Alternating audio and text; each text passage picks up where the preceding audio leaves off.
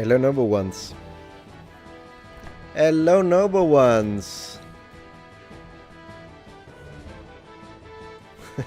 Hi, how you doing?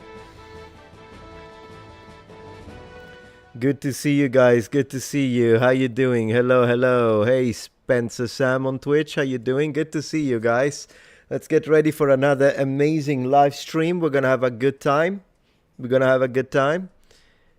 And yeah, which era of history is my favorite? Asks Outsider.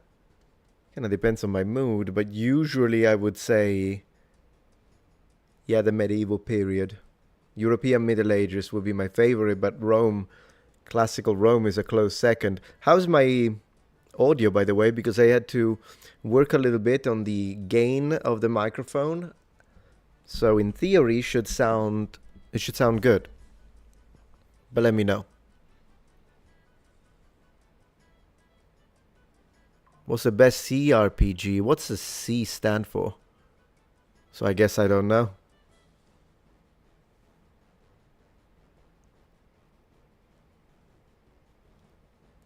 Good evening, Arkan. How you doing? Want to tell us about the ancient Sumerians? Actually, yes. But we'll do it later on the stream because I found something. It's big. If you want to know what it is, you're going to have to... It's not that I've tried to keep you here. It's just that at first I want to give you space. But I do have one topic for later. And it kind of has to do with the Sumerians, among other things. Oh, computer. Computer role-playing games? Probably Dragon Age Origins would be my favorite. Yeah. Hello from Slovenia. Hey, Clement. Thank you for being here. Assassin's Creed 2, are you a fan of the art style? I don't really remember how the art style was, but I remember Assassin's Creed 2 to be pretty good. Good to see you, Pedone Rosso. Hello. Middle of the night stream from Italy. Yeah, I imagine. It's kind of late, isn't it? In Italy now. What is it, like 2 a.m.? Almost. Greetings from Chile. Hello, Tito Vieira. Hey, Ares. Glory to Pompey, my friend. Always.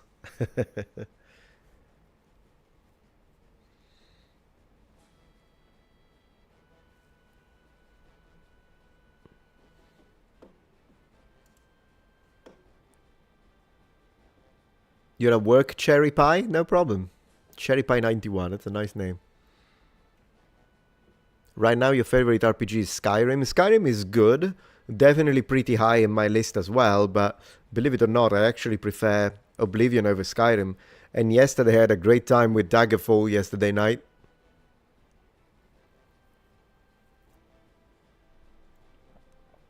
Maybe talk about lesser known ancient civilization. Yeah, this is something I want to put together. You know, let me tell you one thing about that very quickly. Ray Gonzalez, my friend. Wait, I gotta give him. Hello, Ray Gonzalez. Thank you so much for the 5 Metatron memberships. Man, you are like literally keeping the channel alive, my friend. I really appreciate that. Membership went down a little bit as, you know, the cycle renews and sometimes people don't renew the membership, which is fine. I understand. You know, not everyone can renew it. But I do appreciate your support because this helps counter that. Mihovil, thank you for the $2. Have you seen the game We Who Are About to Die? I did not know they made a game out of it. I know about the movie and how historically inaccurate they are making it. Oh, I disappeared. Sorry about that. It's because I was recording earlier on and I removed myself from it because I didn't need to be in the middle. Skyrim is great for first-time RPG players. I agree. Definitely easier to get into than Morrowind, for instance, which was my first Elder Scrolls specifically. Not my first RPG, because my first RPG is probably 8-bit era, but definitely my first Elder Scrolls for sure. Absolutely. Yeah, no, Skyrim is definitely easier. Thank you, Gamrut. I really appreciate that. That's lovely news right there. You just, Gamrut said, evening, just ordered the pedantic cuteness. Thank you very much. I appreciate, and here he is. Metatron Pedantic Edition, available now. Available now. Appreciate the support. Thank you very much. So as I was telling you, a good news, I'm going to show you that. A good news is the following.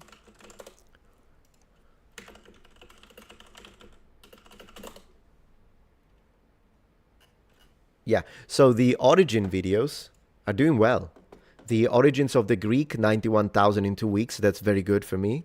Origins of the Romans, 215,000 given in 7 months. But hey, it's not like I'm going to complain. And then the Origins of the Praetorian, 57 in 6 months is not much. It's kind of a shame. But when it comes to the civilization ones, the Origin series is doing well.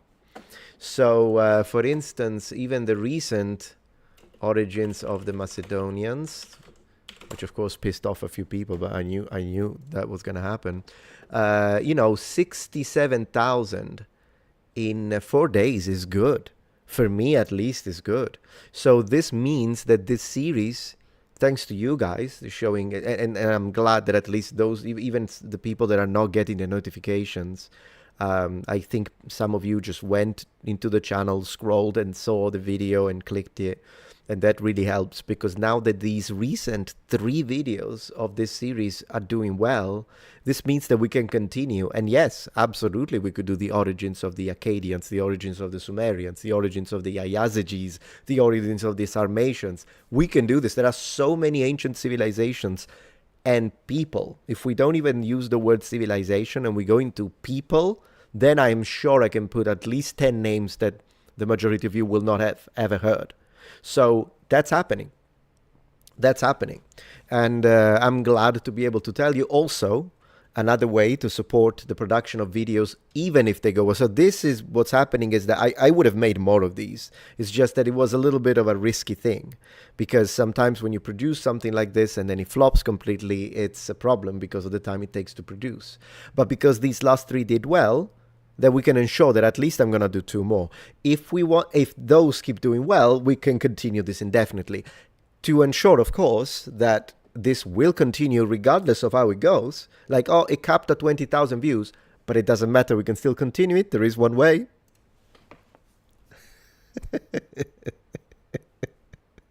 This man can ensure it.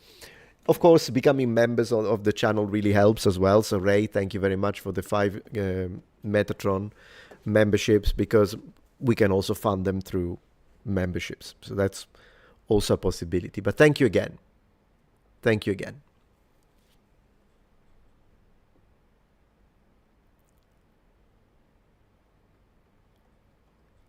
No, that would be incorrect, Pedone. I know how we use Macedonia in Italian. It has nothing to do with the ethnicity of the people. There is some mixing in it, but that's just a coincidence. Thank you, Jacob Hart. How did the Greeks and Romans think about thunder strikes? Like, if your mailbox get hit, do you get exiled because Zeus hates you? Not because Zeus hates you, but I wouldn't. So here is something interesting about the Romans, at least, is that even though they are, of course, religious in the sense of, the gods, the Olympians and all that, and definitely I think we can go all the way back to the Paleolithic when it comes to humans trying to explain incredible events in nature. Even just the other night, I was outside with my wife in our backyard, and we were just sitting, sipping coffee, having a good time. But then it started raining, and then there was this massive thunder.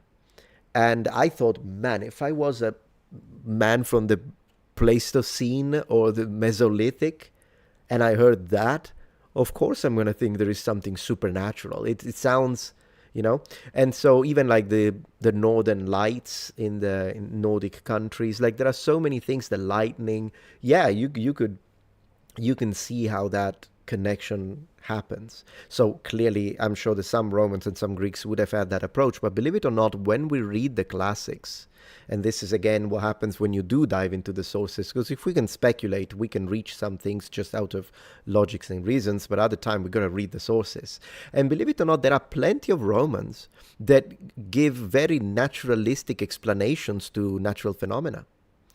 For instance, there are plenty of writers, including Pliny, the Younger and the Elder, just to mention a couple, but there are a few others, that when they talk about volcanoes, rather than saying, or this volcanic eruption is a punishment from the gods, which was, I think, and yeah, I'm sure some people may have thought that way, but plenty of the people that wrote, that we can read, they're actually trying to think, okay, so this happened because of this, and there must be like they try to go into a very realistic explanation, and they even try to explain why the soil is fertile when, after volcanic activity, and they thought that it had to do with fat. Like they were wrong when it comes to the explanation. Now we know why that happens, but they weren't trying to say it was a blessing from the gods after the destruction because the deities want to reward the people that survived in order to be able to feed, because the spiritual inner representation. They didn't really do that much, at least when you read the sources.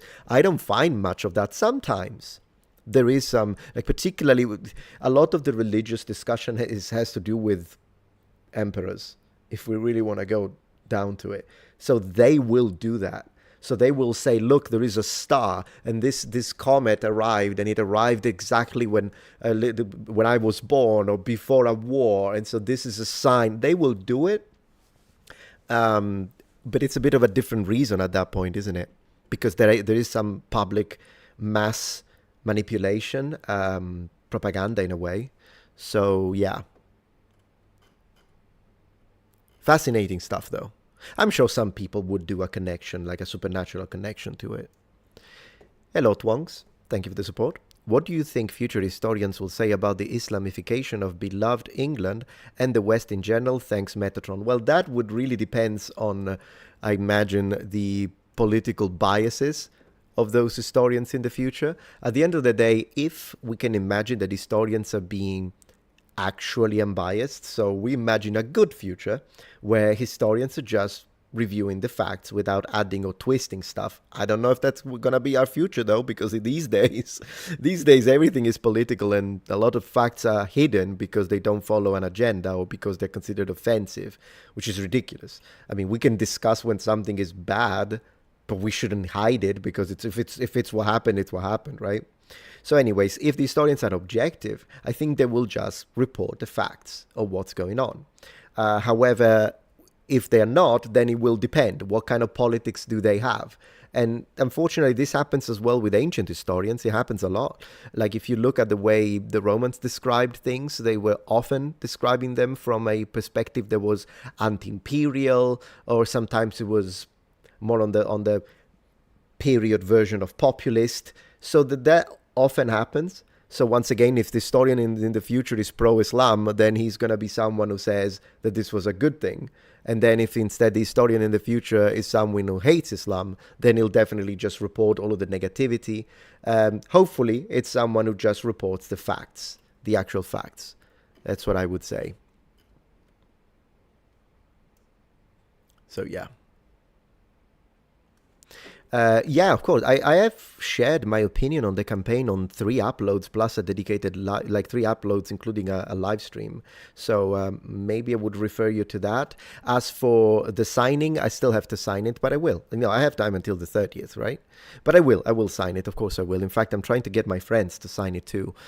My dad, I kind of thought about it, but I'm like, it's impossible. Like if I was in Italy and I could have gone through it with him sitting next to him, I would have done it. But on the phone, there is 0%, because you know what's going to happen with that? You know what's going to happen? It's going to be me on the phone telling Dad, you need to, so it's asking for your ID. You just click and type, and it will tell me it's not doing it. It opened a different page. It's crazy. The computer is crazy. And I'll tell him, Dad, it's not the computer. You clicked something that you weren't supposed. No, the computer is pazzo. The computer is crazy. And so that's what's going to happen. That's what's going to happen, my friends. There is thank you very much, Mohammed. There is a YouTube channel called Magista Vitae. It covers most exclusively Roman history in a style similar to that of Oversimplified. It's a good watch. I'll definitely check them out. Magista Vitae. That's kind of a cool name. I'll give him that. Let me write it down very quickly so I don't forget. There we go. Added. Boom. Thank you. Appreciate that. David V asks, say, Metatron, what do you think is going to happen to Japan? The low birth rate and the aging population is a real problem. I think if it starts to become a bigger problem than it is, they'll start to reward people for having more kids. Usually that's what happens. That's usually what happens. And so the idea is they will start to tell you, like, if you have 2 kids, then you will have access to these extra funds. Usually that's what happens if it becomes an actual problem. I understand it's already a problem, but if it becomes like a dangerous problem, there are ways in which the government can push and kind of encourage people to have more kids. I think a lot of people maybe don't choose to have kids because of the finances of it. So really one way to resolve that, and we should do that in the West in general, I think one of the good ways to resolve that is to remove the financial burden. So like investing in your people, helping people with a lower income. Like I wouldn't ask for that help because I think we're doing fine here, thanks to you watching the videos and whatnot. But someone who's struggling, they're like, no, I would love to have a kid, but it's expensive. I think a lot of that could be helped by government intervention. One of the few times in which I would be like, yeah, maybe a little government intervention would be good. Or maybe like tax, you could write off, like some things could become write-offs off of taxes when they have to do with kids. Like there are ways to encourage it. There are ways to encourage it. Egyptologist. Well, I'm glad you bring that up. Egyptologist 7 asks, let's pay attention, guys. Can you please, in your next video, address the brand new paper discussing whole genome sequencing of an old kingdom Egyptian? He had 0 sub-Saharan DNA, which vindicates you. My friend, I'm already all over that. So that's what's going to be what I'm going to talk about later on this video, this stream. So we'll talk about it on the stream later, and then I'll edit it and post it at its own video, adding some stuff. Yeah, I'm aware of the study. I've already reviewed the entire paper. I read the whole thing. And guys, you gotta let me gloat. You've gotta let me gloat. Because yes, we are looking into that today. And then I'll post the video tomorrow. Yeah, I mean, that is a victory that is beyond what words can express. Like all of these years getting all the insults and all this, and now, and it's recent, this study that Egyptologist 7 is mentioning, which has been, it's a professionally run study, regardless of what lies they're going to use to try and discredit it. It's professional. Even people even professor from Harvard, from Boston, have all said, wow, this study's good. Like this really sheds light, like a lot of professionals all over it. It's not like one little group of, this is big. And a lot of people have credited it. This was published on like the 3rd of July. And the study, which had already went through peer review, so the study was basically from the end of June, is when it was submitted for reviews. It's a big thing. Yeah, thank you, Glotta. I will, because this is incredible. I read the whole thing, guys. It demolishes completely I want to say 90% of the counter arguments that were used against me, together with the ad hominem attacks. It is a victory of incalculable proportions. Now, given it's a single individual, so it's not like I can say this, like it would have been complete game over if these results were had to do with like 50 individuals, then it would be a lot stronger. But still, because we are talking about the old kingdom, the very beginning of Egypt, that's all of you. Let me say this. I hope it doesn't sound arrogant, but I'm going to say it. Guys, after all these years and all the insults, I'm just going to say it. When you chose to subscribe to me instead of those channels, you did the right choice. You made the right choice. Today we are vindicated. Today we are vindicated, my friends. Yeah. So that's happening today. Ray Gonzalez, achievement unlocked. Let the salt mines open. Oh, yeah. Absolutely, my friend. Today is a great day, guys. I appreciate you like the videos, Anas El Kadir. Thank you very much for being here. Greetings from Germany. Hello. Thank you for being here. Networks, thank you for supporting. Thank you. And what do you think about the Islamification of England and the West in general? Thanks. So my opinion on that is the following. I think that personally, I only have a problem, but it's a big problem, with those people that are, what's the word? Like people that follow the Islamic faith, Muslims, that hate us, the West, and Christians. If you hate the West, stay out of the West. However, I do not extend that problem with Muslims that, yeah, they believe in Islam, but they don't hate us. They don't give us any problems. They can immigrate legally. They can, they mind their own business. They are nice and cordial, like some people in the comments, by the way. I have some people that tell me, I'm a Muslim. I love your channel. Thank you very much. They know I'm a Christian. Clearly, they don't hate me. So people that are like that, I do not have a problem with. So I do have a problem with people that extend this hatred to every person simply because of where they come from or what their religion is. That, I don't go that far. But the ones that hate us, the ones that tell us we're going to replace you, or the ones that want to do Sharia law, stay out of the West. So once again, as I imagine you would have expected, it is a moderate take. But yeah, that's basically my position on it, if you know what I mean. I just don't like to, I leave the innocents for what they are, they're innocents. It's your freedom, just like you can be atheist, you can be Buddhist, I'm not going to have a problem with it. But the ones that are violent, they are out of it. I do not even try to justify them. So that's it. It's a very simple, I think it's a very reasonable take, right? It's a very reasonable, decent take. And that's it. That's my position. In fact, it's very simple.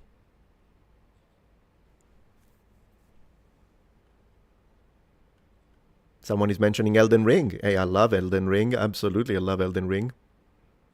Oh, that's a good idea, actually, from Dimitri here.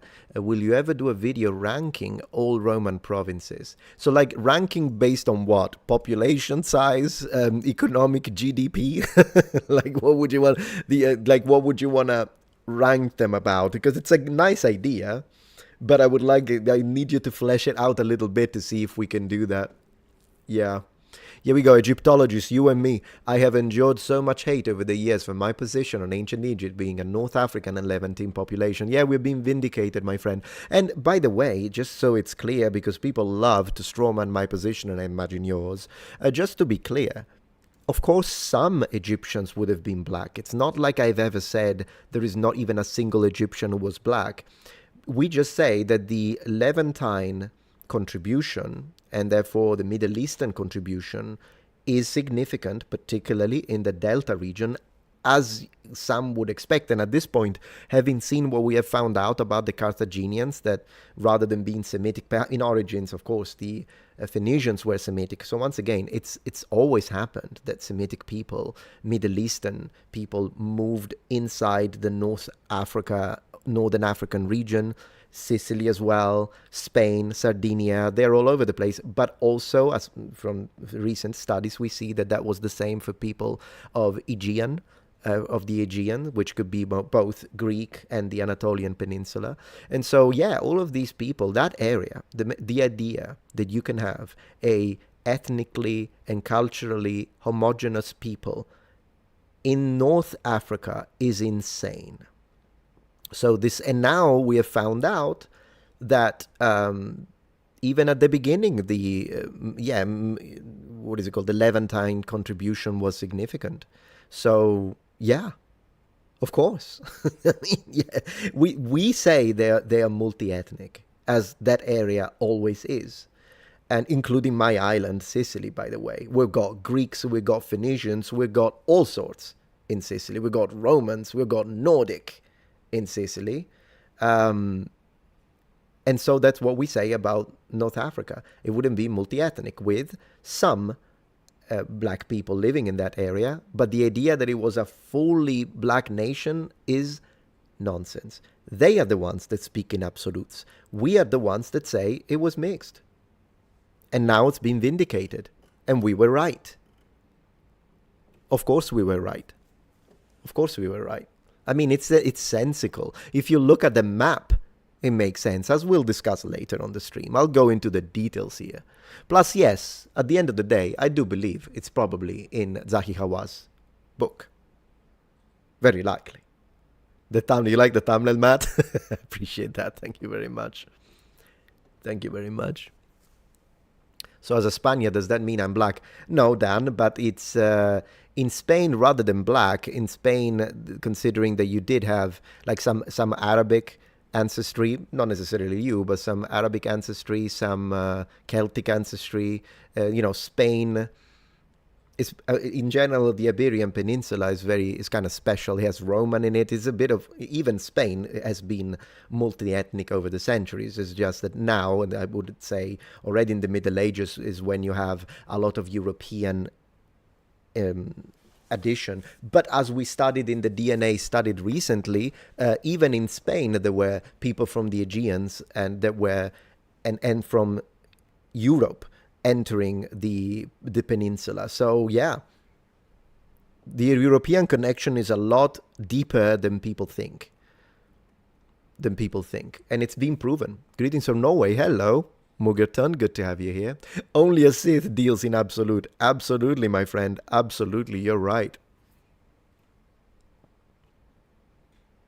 I'll look forward to this publication. Absolutely.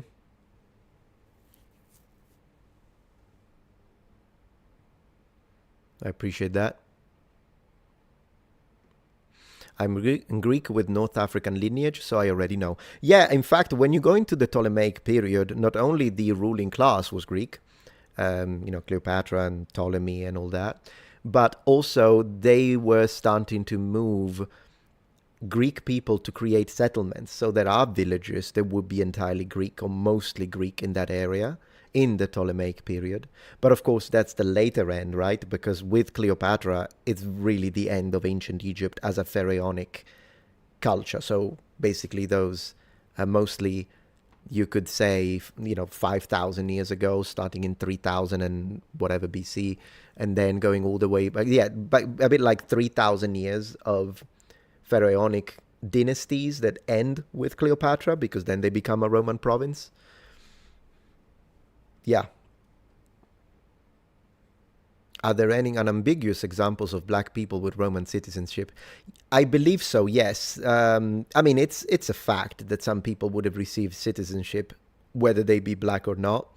With that being said, I'm trying to think someone unambiguous. I'll have to think of someone like that. But we know for a fact that auxiliary, though, are not citizens, so I can't really bring up the auxiliary. Although then again, an auxiliary who serves for many years could earn citizenship at the end. And we do know that there were auxiliary that were black. The Black Athena stuff is a book that needs to be read with a monumental amount of salt, if you're referring to the book. Charlemagne was not black. You know what's funny? When I read Charlemagne, I thought I misread it as champagne. And just the other day on my second channel, we made a video about Victorian age slang. And I thought that some of the slang was so cool that I'm proposing to bring it back up. And one of these really cool expressions that now we are using with the wife is champagne weather, which is a way to say that it's raining outside. I thought it sounds lovely, doesn't it? Champagne weather. I love it. Oh, today's champagne weather. I thought it was really cool.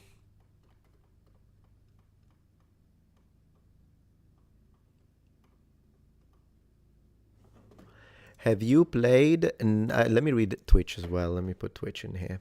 I'll read Twitch in a second. Have you played Exanima? Yes, I have a video dedicated to Exanima a long time ago. And have you played Night Rain Elden Ring? No, because I haven't finished the original. I'm just playing the original, but I'm taking my time. Yeah, Miguel says, open quotes, I'm an atheist, but I do believe Jesus existed, but in my mind it was just a normal person with knowledge and knew how to heal some stuff that people didn't know back in the time. What do you think? Well, I appreciate that you're not a mythicist, because usually I clash with mythicists being the people that say that Jesus didn't exist historically. Of course, I disagree with your position as a Christian. For me, Jesus was resurrected and was a God, is a God. In fact, I shouldn't say was. I was wrong with saying was, but was already a God as he was walking the earth. I'll correct myself that way.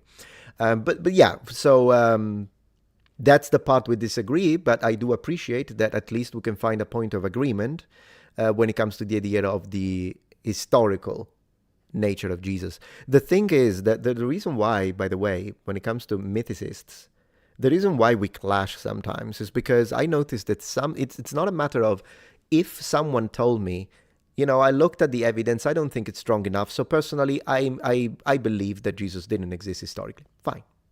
But unfortunately, a lot of mythicists, they are dogmatic.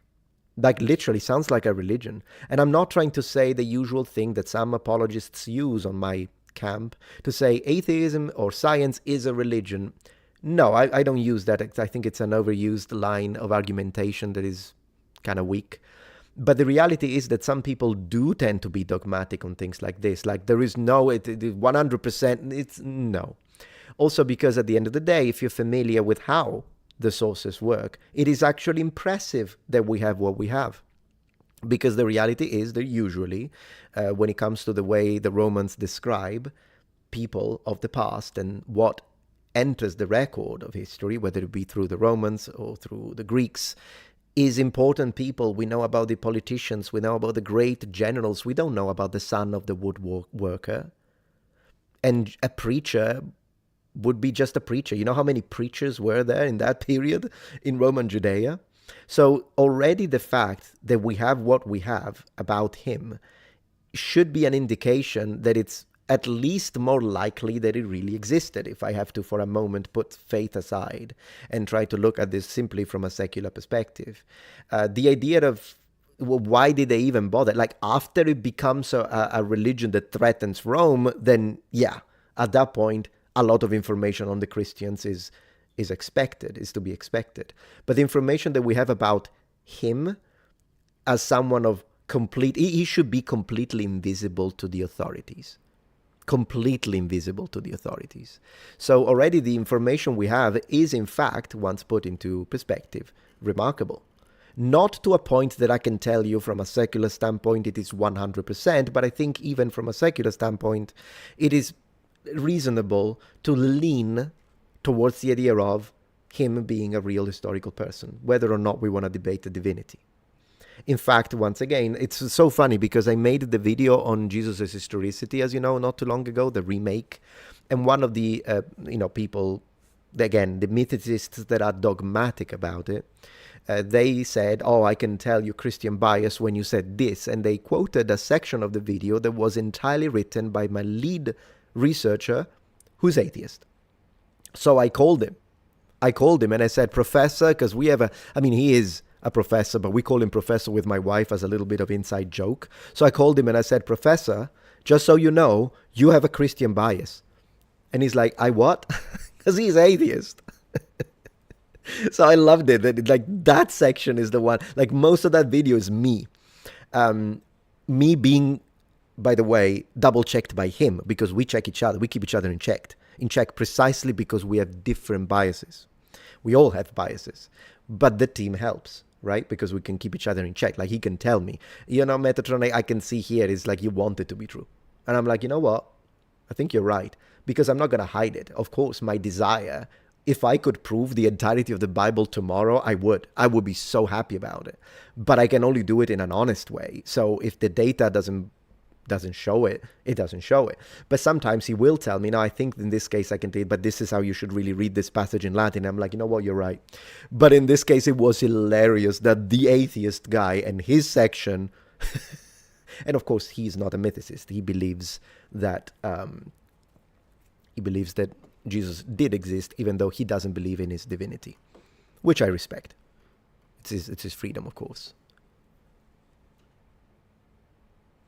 So yeah, Herodotus, he is the father of history. So it's not like sometimes people are like, oh yeah, but ancient historians did not have the same standards as modern historians. And when they use that line of argumentation, like we are so much better, right? It's a form of this maniacal, we are better, ancient people are stupid position that some people have. And the reality is, it depends because a modern historian, in theory, is Simon Elliot, but the guy, I would take Herodotus' words over this guy 50 million times. So, yeah, it's similar to today. Their approach to double-checking of information is not the same as ours should be, but oftentimes, as I've demonstrated on this channel, a lot of our historians are pushing politics and are twisting the facts.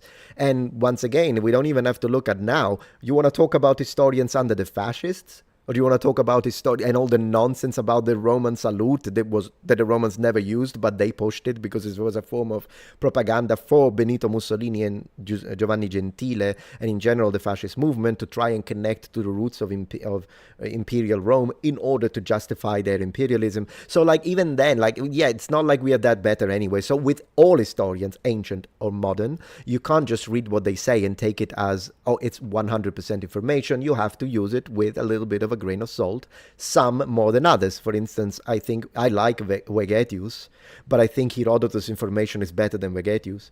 It still doesn't mean that I'm not going to read either, because then you can't read anyone, including a lot of the professors today. And you know, I can prove it. Like, I can prove it. If anyone comes to me and tells me, modern professors are always right. Okay, and I can find you 15. I already have the footage. I can find 15 that are pushing nonsense, that it's false and it's ideologically driven.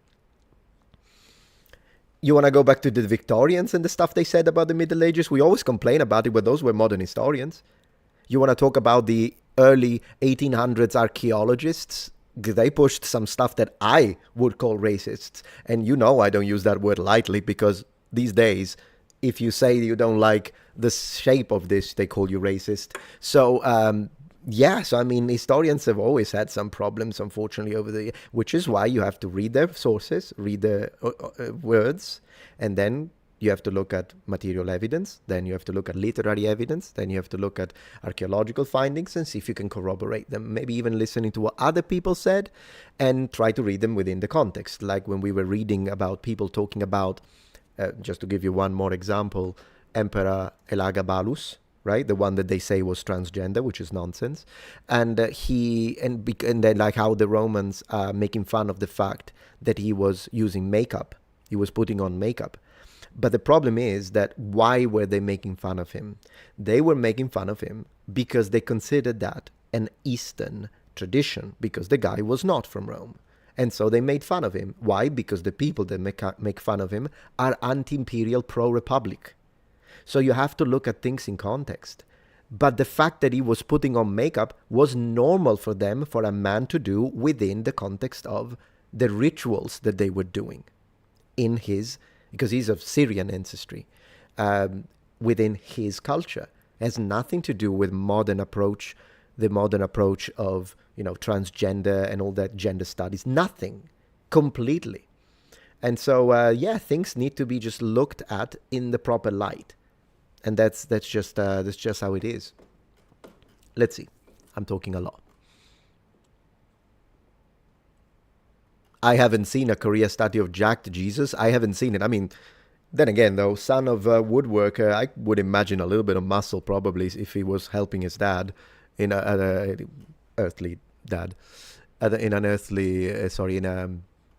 a daily fashion in his early age. Probably not bodybuilder, but still. People had a different physicality back in the day, right? Even in the medieval period, people would walk everywhere. We take a car to go 15 minutes to the supermarket. They would walk everywhere. They would be a lot more physical than us for anything. So I would imagine not even talking about the Romans and particularly the military, because those guys would have been incredible. If you look at the amount of miles that Roman miles that the legionaries had to walk per day, it's a run. It is a run. Someone is cutting my grass, by the way. I hope you don't mind. Yes. Dacus Malus, was it Hadrian who screamed in fright upon seeing an Ethiopian black auxiliary?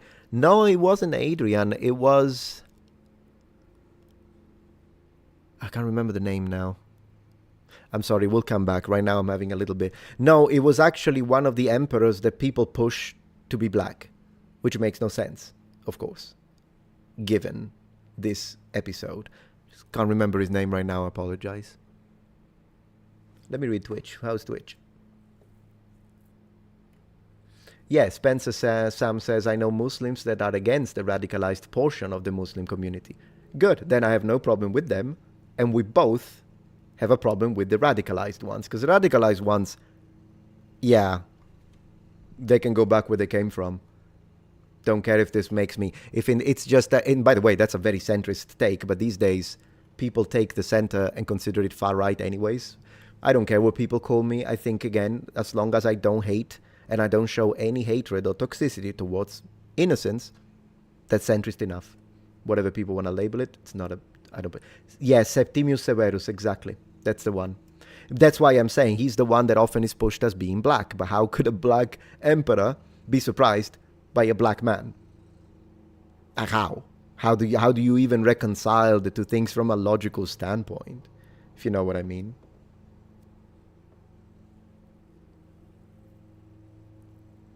Yeah. Metatron, how do you manage to do these very accurate videos on a wide variety of historical topics beside Rome? Do you have a team of researchers? Yes, I do. You are one of the best history channels out there. I really appreciate that, Mohammed4037. Thank you very much. And yes, I do have a team. So for my second channel, which is the language focus one, I work alone. But when it comes to this channel, it's been a few years now that I have employed over the years several high academics, and they help me because whenever I want to prepare a video on this topic, then I will ask the professor that can help me with, because he's an Egyptologist, PhD. I have a classicist who is the team leader, and he's the one that helps me with everything Roman, so sometimes and Greek. In fact, he's pretty good all the way up to the early Middle Ages. That's when he's confident about. He's a published author, by the way. And then I have an anthropologist post-doctoral degree, and she's great with all the anthropological stuff. And then I have a few others that I'm not sure if I can call them exactly team members because I work with them more sporadically. But yeah, I have other contacts with people that can help me out with research, and I pay all of them, of course, which is why when a video like this one doesn't do well, it means that I have to post it at a loss, which is why I want to thank everyone today who is getting memberships and all that, or people that buy the plushie, people through Patreon, because I'm okay posting at a loss every once in a while, but could you imagine if I posted at a loss every upload? Like, it would become catastrophic, so I can't do that, which is why I started leaning a little more towards the reaction content. But I noticed that some people were annoyed by that, so now I kind of redirected more towards more original content and only occasional reacts. That's how I'm going now with the situation. But absolutely, thank you very much, Captain Koopa, for sending 5 memberships. So already we got, I think, 11 members today, and that's very good. Like, if every stream hit 20 members, we could post these highly produced videos on a weekly basis. And that would be okay, even if they don't do well. And lately they've been doing well. Thank you so much, by the way. But even if they don't, that's okay, because some of the expenses can be counterbalanced. And I'm very transparent when it comes to this. Anything you want to know how much I pay every researcher, I'll tell you the numbers. I don't have a problem with that. 100%. Very, very transparent about this. Orc says, as long as you're able to have a civil conversation with 90% of the population, you're fine and not an extremist. I agree. Yeah, absolutely.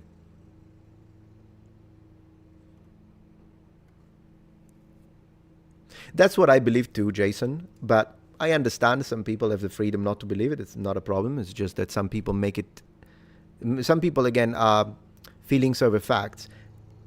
And the people could use that against me because they could tell me the only reason why you believe it is because Jesus exists. But if I was truly, because I'm a Christian, but if I was truly feelings over facts, then I would state it as a categorical statement. I only state it categorically if we're talking faith. But if you're talking history, I'll tell you these are the percentages based on this data that we have. These percentages will change if more evidence appears. And that's that. Yeah, Tacitus. Yeah, there are a lot of mentions. As I say, there are plenty of mentions.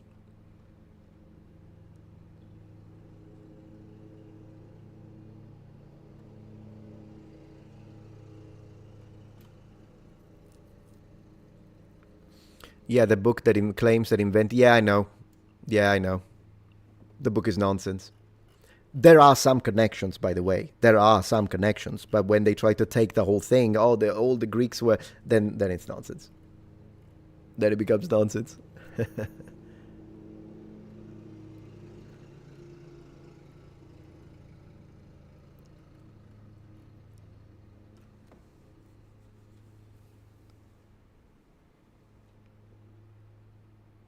You love random percentages. Oh yeah, for sure. Did you think that ancient Rome had a lot of pickpocketers and scam artists like today on the streets of Rome? No, I don't think as much as today. They were a lot more militaristic about it. They would still have some, but not like today. Today is a mess. Also, the whole situation with the people that dress as Roman legionaries with historically inaccurate gear, and then a couple of those tried to take pictures with me, and I was like, I'm much better of a Roman legionary than you are with my gear. Not trying to flex, but these people can be very pushy towards the tourists sometimes. In fact, they have had problems with the law. Like the government got involved, and they were like, okay, no, because what they would do is that they would go to like some of these people that dress as legionaries. They would go and like to these tourists, and they would stand next to them so that they can take the pictures. They're very pushy, and afterwards they'd be like, okay, it's 20 euros for a picture. And then when tourists were like, no, I don't want to pay 20 euros, like, you need to tell them first, right? But they don't do that, because if they did that, then most people would say no. And of course, the decent thing to do would be lower the price. Okay, tell them, hey, 5 euros for a picture, and be nice about it, and then maybe people will give you a little more if you're nice. Or maybe people will choose to take more pictures, and they go away with a smile. Now, a few of these pushed it, and they were like 20 euros, and then if they don't pay, they will stand there and try to force you not to leave. Yeah, the government got involved with the Carabinieri. They arrested a few of them, and I'm like, good riddance. Good riddance. If there is one thing that I hate, is when people mistreat tourists, because tourism is always a great flow of work and money for the local businesses. So tourism is good for the local population, unless it's like nuisance streamers, the ones that go around and get trouble to people. No, yeah, we don't want those. But in general, regular, respectful tourists, they're great for any economy. They're great.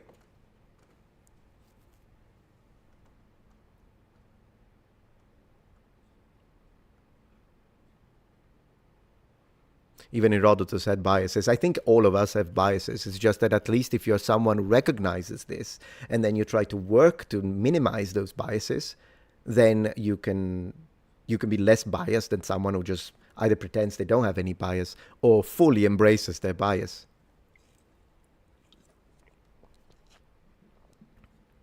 Santorini is nice.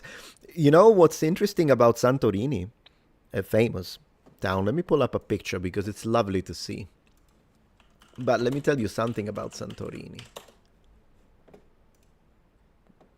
There we go. So what's beautiful about Santorini is that you look at it and you're like, man, look at all those gorgeous blue and white. Like, it's blue everywhere. Well, so it was in ancient Greece, because Santorini was historically one of the main producers of blue in Greece, and in fact in the Mediterranean, second to Egypt. They made the ancient blue tints. They made two different versions, by the way, and which were different from Egyptian blue, but they were still produced locally. And even though the hue is slightly different, they were producing these already in ancient Greece.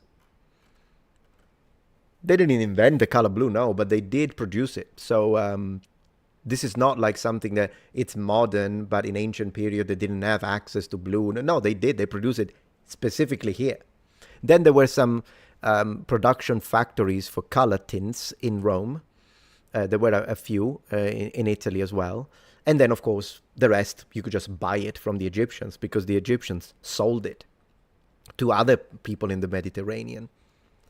This kind of reconnects to that video that I made a while ago when I was debunking this idea, this notion that ancient people couldn't see blue.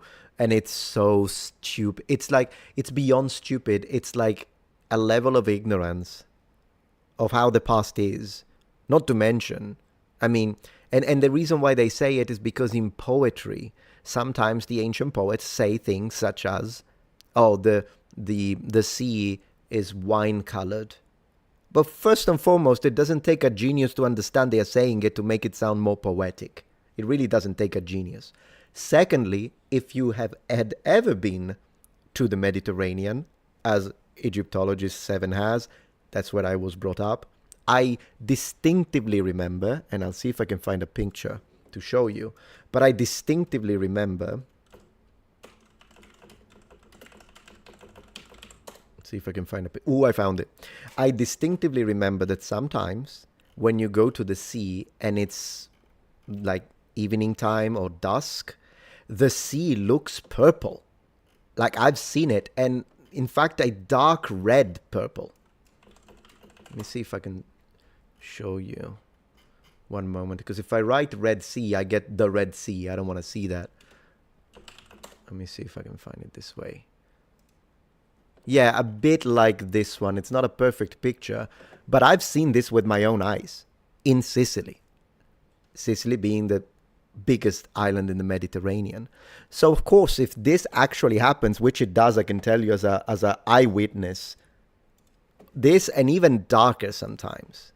If this happens, is it really that strange that an ancient Greek poet would look at this and think, oh wow, the sea today is wine-colored? Because it was. It was. Sometimes it can be.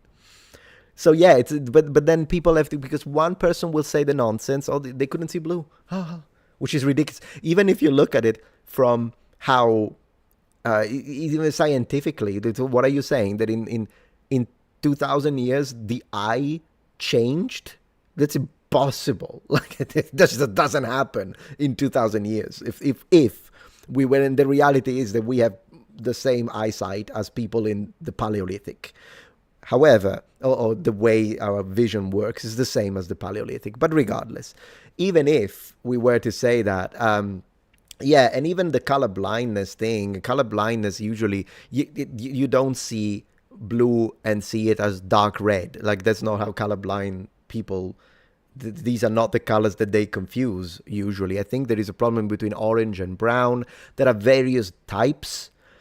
But again, yeah, it's just one of those things. It's clearly, and not to mention the last aspect of this, which is linguistic in nature, it's called categorization. And it's basically the idea of not always being 100% descriptive with the adjectives we choose to use. So, and that's something that every culture does, including us, including English. And a good example of that is saying white wine, a glass of white wine. This is not white. You could call it whatever you want. Golden yellow with a undertone of green, whatever you want, but this is not white. Yet we call it, if white wine was actually white, we couldn't see this etiquette. So we do it too. It's just that we don't think about it. We don't think that if we really were that 100% descriptive every single time, then wine should look like milk. But we don't think about that. And so that's why, well, the reality is that I do think that people that make these statements don't think. That's exactly the problem.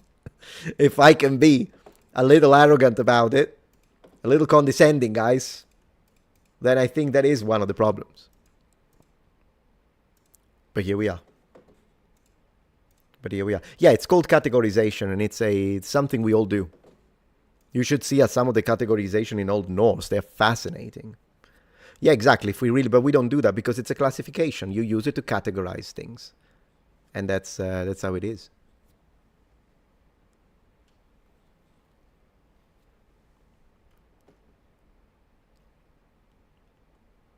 And it's made from white grapes, which are green. Yeah, some people, yeah, exactly, that too, which are green. Exactly. That's exactly how it is. Yeah. Yeah, and wine is a reference that everyone would understand, particularly in the southern Mediterranean. Absolutely. Absolutely. Yeah, exactly. So when it comes to colors, Lady Jennifer, thank you for being here. By the way, you're always here during the live streams. Yeah, the plush is here. When it comes to colors, of course, colors are already, they are specific. The waves exist, but the way we see them is personal to the human species. Because if you take another dog, like a dog or a cat or a butterfly, They will not see the colors the same way we do. So it's a way our brain interprets the signals that are these waves, and then we create what we could consider a little bit of an illusion of color if we want to go a tiny little bit philosophical about it. But still, the only thing that changes that we do invent, so blue of course always existed. It's the color of the sky, then by reflection of the sea. Blue exists, obviously. In nature is a little rare, and a lot of the times there are some animals, like there are some fish and some birds. With birds, it's a reflection thing. It's an illusion. They're not actually blue. When it comes to fish, some have the illusion blue, and some have real blue. And I can show you some pictures if you want, where I compared the two, and we could do a little mini game to see if you can figure out which one is the illusion blue and which one is actual blue pigment. They exist. It's just that it's a little rare. But what's not rare is the freaking sea and the freaking sky. And once again, pigments, not pigments, but yeah, you could create color with like lapis lazuli or sapphire. Like blue is a thing. Blue is a thing. And so what we did invent is where we put the line of demarcation between different hues. Because indeed, why are we calling pink as a different color? It's just light red. It's a very, very, very light red. Yet in English, we don't do that with blue. A very, very light blue doesn't really have its own name. And so when we change the way we create the nomenclature will affect the way we think of things in an idealized way, because we consider pink a different color, but we don't consider light blue a different color in English. But that's that. I mean, yeah, the names of the colors and what hues they represent. We do have teal, that's true, but teal is different than light blue. And I love teal, by the way. I do love teal. So, yeah. What did the Picts, is a question, what did the Picts use for their blue? First, we don't know for a fact that it was blue. It could be blue or green, because the Romans mention it sometimes as blue and sometimes as green. So it's also possible that either it was teal at that point, or that it was that sometimes they use blue and sometimes they use green. Maybe there was different things. Isatis tinctoria is one of the plants that they use to achieve the body paints. Yeah, also called woad. That's the technical term is Isatis tinctoria. Yeah, they did use woad. Whether it was permanent, so a bit like almost body tattoos, or whether it was something that you could wash off, we don't know, because the Romans used the exact same term that they use for a permanent dyeing of clothes in Latin. So that's why I'm adding that possibility. Maybe it was permanent, maybe not. Who knows? Oh, that would be too expensive. Spartan existence. Thank you, Ray Gonzalez, for the support. And there is another super chat I need to read. In America, most women are familiar with the color of wine, especially the ones who are single and have a terrible dating life. They prefer the ones in the box. I thought beer would have been more common. Rafael, thank you. Reminds me of the narrative that says the Native Americans didn't see the ships of the Europeans arriving back then because the sight of it had been too out of the ordinary and insane, so they repressed it. Yeah, that's nonsense. That's nonsense. They might not have understood what they were. They could have, once again, I think when people don't understand something, they can find other ways to associate it to something that they do understand. So maybe sure, but not seeing them. I remember people saying that, oh my gosh, it's so stupid. I don't even know who comes up with these ideas, but the problem is because of the fact they're so stupid and people repeat them, then this happens. And then it becomes, oh my gosh. Man, that's a good one. I might make a video about it now that you said it. Let me add it to the list of good ideas, guys. Let me add it to the list of good ideas. Native Americans didn't see the freaking ships. LOL. How about that?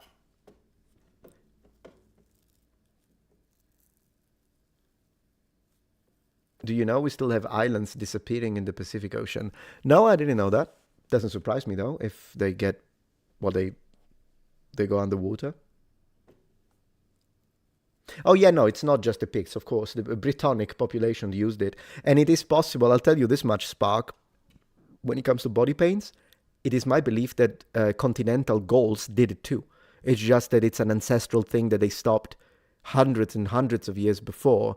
And So I think it originates in the continent, in Gaul, and then it spread to the Brittonic Isles, and then they kept it because they were, as an island, frozen in time. And so, in fact, they still had chariots even after chariots had become obsolete in the continent in war, but they still had them there. That's one of the things the Romans tell us. And so I do believe that they didn't invent it. I think it was invented in the continent. The reason why I say that is because I found a coin that is of Gallic origin. It's very ancient, and it shows the spiral body paint on the face that we usually associate with Brittonic body paints of Celtic populations, but in a Gallic context, in a Gaulish, should I say, context in continental Europe. I know it's only one coin, so it's not as strong. That's why I only say I think that way.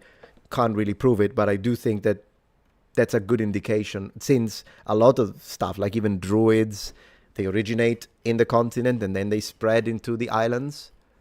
Let me make sure I didn't forget any super chats. I don't want to be disrespectful. No, I think I'm good. I think I read all of them, yes. Thank you, by the way, for your generosity. And Brendan Basler, you're the man. Thank you for becoming a member. I really appreciate that. Part of this, since today it's Friday, we will be switching to members-only chat soon and give you members some space, because Friday is a day where during the live stream I like to kind of thank the members for the support. So we'll be switching to that in a little bit. Could you imagine if the Romans had guns? Yeah, I mean, if the Romans had guns, we would be speaking Latin right now, probably. They would have used them 100%. It's not like absolutely they would have used them. Yeah.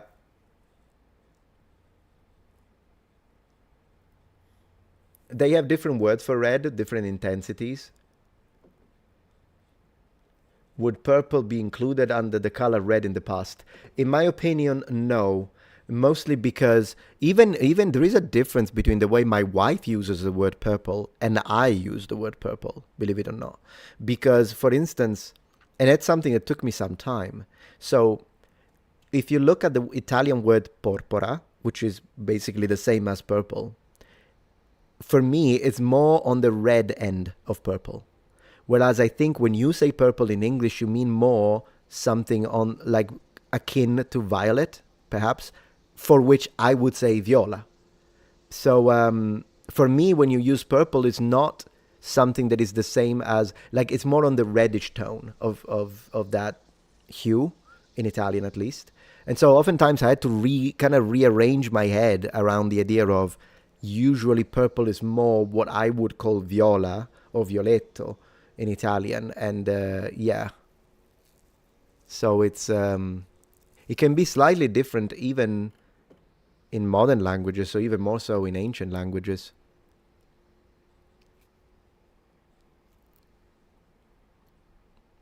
China had guns first. You're absolutely right, but their fire weapons were not that impressive in a military sense. Even their rockets, they had rockets all the way back to, if I remember correctly, even the Han Dynasty, if I'm not wrong. I might do double check me on this because it's been a while. I mean, this is something that I remember from an exam at university, so I would have to review it. If I were making a video about it, I would review it.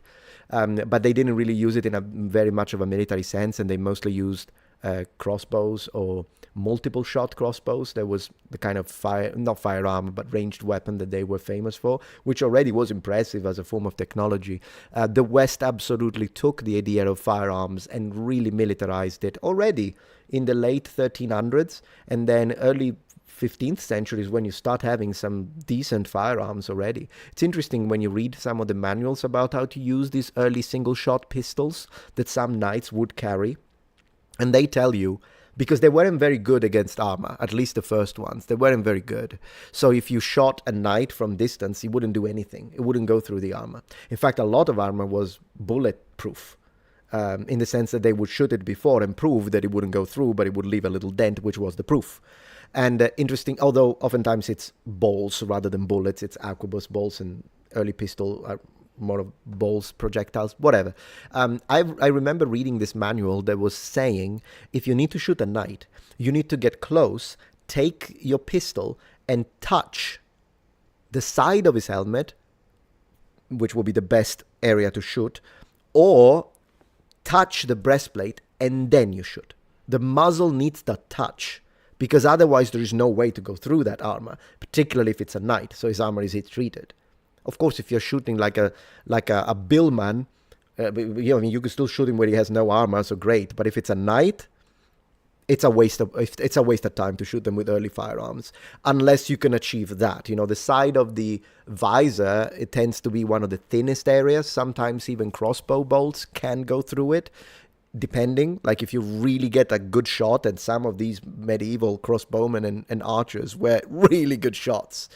So if you could achieve a really good shot, you could penetrate it. Penetrating a breastplate is really difficult if it's high end. Even for the most powerful crossbows, it's very, very difficult. Like my money would be on the armor most of the times. But when it comes to early firearms, yeah, you would have to go literally point blank. Point blank. And we have stories that tell us full-on volley shot on the charging cavalry, and they say they died because they shot too soon, which could have been a morale and discipline problem. They shot too soon, the knights didn't budge, and then they got charged, which is also why they did the military Renaissance period. They went into pike and shot, right? So you had to protect your gunners, because if the gunners don't do well, then they're going to be annihilated by medieval cavalry.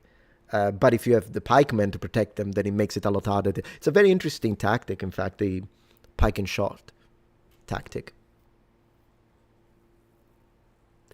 A cannon is different, but then again, once we go into full-blown cannon warfare, we're already talking about the early modern period at that point.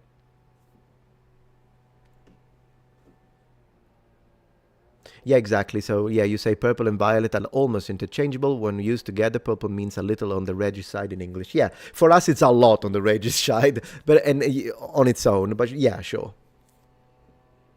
Like if I'm talking about the color for Twitch, I think in English I should... I can say purple, or I could call it violet. In Italian, this is viola. It's just what it is. I can't call it porpora. That would be weird. It needs to be red to be porpora. Bombard versus Cataphract, man, that sounds like old school Metatron. I wouldn't mind. Again, today it's been very successful with memberships and super chats. So, yeah, I mean, if we keep having streams like this, guys, we can go back to some old school versus videos. Why not? I need to read some super chats, in fact. Let me see. Brandon says, did you know that there are no purple photos and the color purple doesn't exist? What you're actually seeing is a lack of green. Yeah, I think you're right. Now that you say that. I do remember there is one color that is mostly processed by the brain. It probably is purple, isn't it? I remember watching a video about it from one of the science channels. Ray Gonzalez, so the purple is more on the blue side. Yeah, pretty much. Great success, exactly, Raphael. Today's good. Polish hussars in Vienna. I remember I made a video on the hussars, but I wish I could make a series.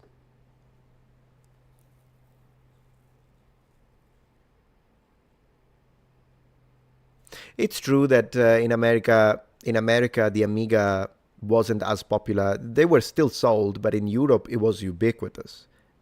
In the 80s, in fact, the Amiga is from 1987. But yeah, sure, in the 90s was a big thing. I played mine in the 90s because I couldn't afford it in the late 80s. But, and I still play it. It's right here. Amiga is great. I wonder why in America it wasn't as popular. Who knows? Marketing choices? Maybe?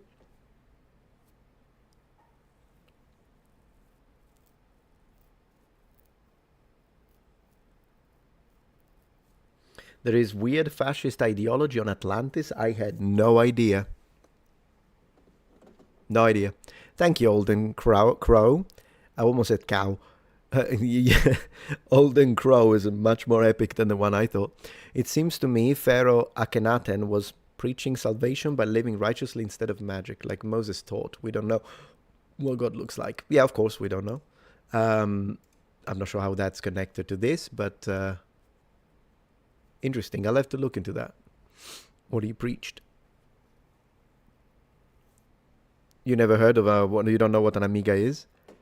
Yeah, it's a old school computer, as I say, released by Commodore. If you have ever heard Commodore 64, Commodore 128, then the Amiga is the following piece of technology, mostly based on floppy disks when it comes to software.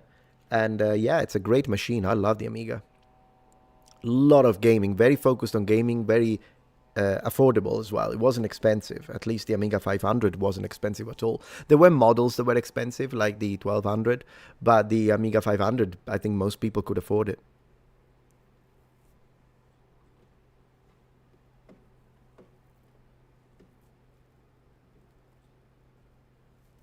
The Native Americans described it as floating mountains. Makes sense. Kianzu, absolutely. Makes sense. I mean, there was a massive technological gap between Europeans and Native Americans when contact happened. Big technological difference. Now, given much of the death was caused by the diseases, but even without the diseases, if the European powers were gonna send enough, I mean, they used a lot of treachery, like in the sense we used a lot of diplomacy with enemy of thy enemy is my friend type of thing. So they used Native Americans against Native Americans. They did do that a lot, the Spaniards. But again, just because they didn't have a lot of numbers, but if there was even more gold and the European crowns were really interested, the level of asymmetrical warfare, we would have won regardless. There's no way in which the Aztecs could have beaten the Spanish. No way.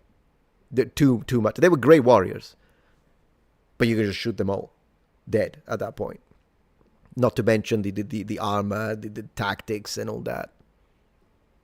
Like it was asymmetrical warfare. Alexander, a channel called The 8-Bit Guy made a video on Amiga. I love The 8-Bit Guy. I watch him a lot. He's great. He's really good.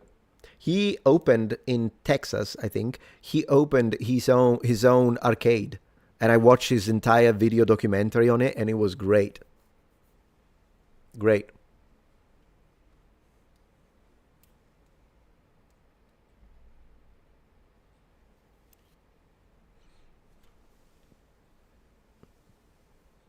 Unintentional biowarfare started with Cortez. Yes, now the numbers of death is debated. I think some people may be exaggerating it a little bit, but still, it is a fact that, yeah, they weren't, it's like, again, yeah, they had some diseases that Native Americans had never been exposed to.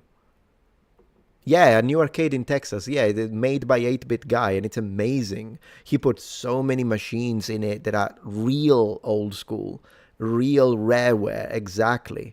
And also he has this whole section with like the old computers all set up that you can sit down and play. I am actually, if we ever go to I think it's in Texas, if I'm not wrong. And if my wife and I ever do go and visit Texas, which we will, then I'm going there 100%. I'll send him a message before and I'll say, hey, are you gonna be around? Be nice to meet him. But then again, I don't know. I don't even think he knows who I am anyways. So we'll see.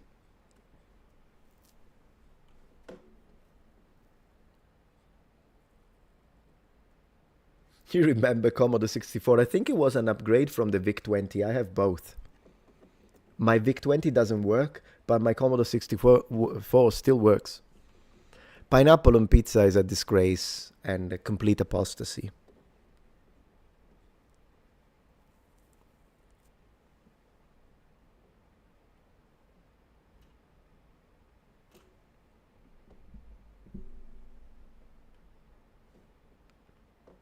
Do you know what type of armor the Romans had during the invasion of Britain?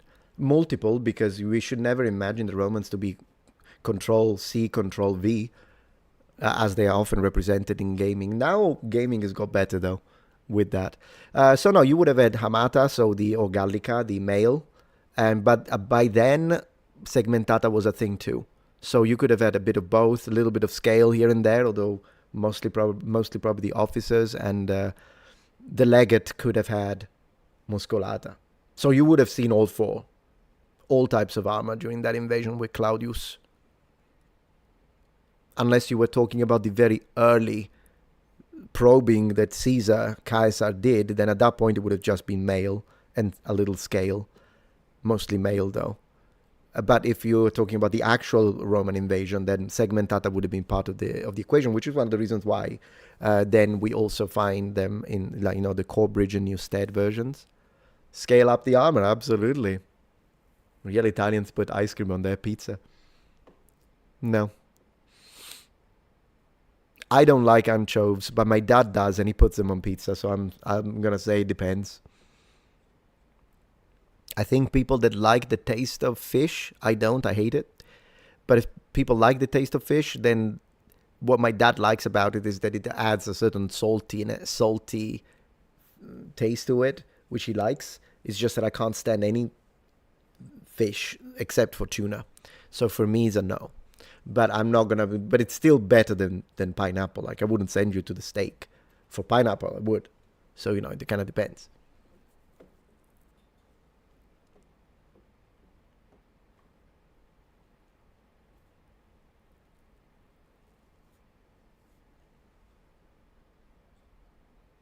Really, Pedone, that's so cool. The son of your teacher brought the Commodore 64 to school. Oh, that's so cool. In 1982, so basically Commodore 64 had just come out, because that's the date it came out. 1980 is the date for the V20. 1982 is the date of release of Commodore 64, for what I remember. That's crazy. Oh, banana pizza. Oh my goodness gracious.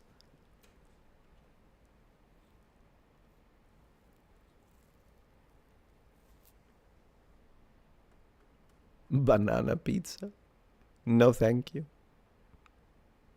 No, never heard of Rosicrucians. I don't know who that is. No, no idea. Sorry.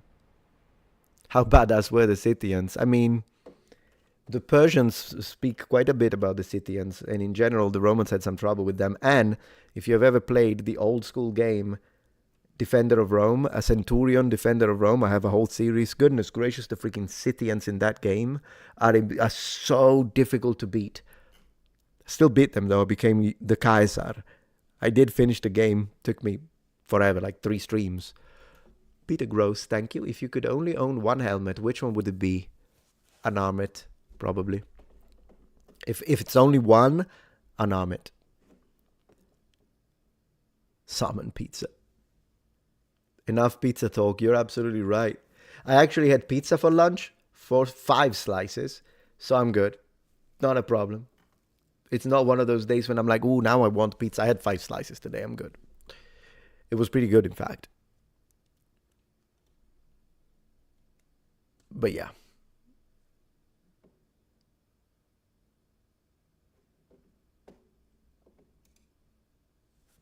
Yeah, totally. We were talking about this earlier on, Kebab Spolsky. We wanted to, because this series with the ethnogenesis of several people is going well, then absolutely I would like to talk about several of these. We'll definitely continue the series, and we'll go from popular to obscure. Pineapple in spaghetti sauce with a bit of vodka, will you?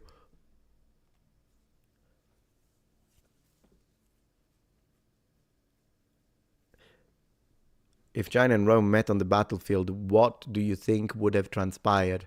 So, due to the fact that it's Rome we're talking about, would it be the Han Dynasty?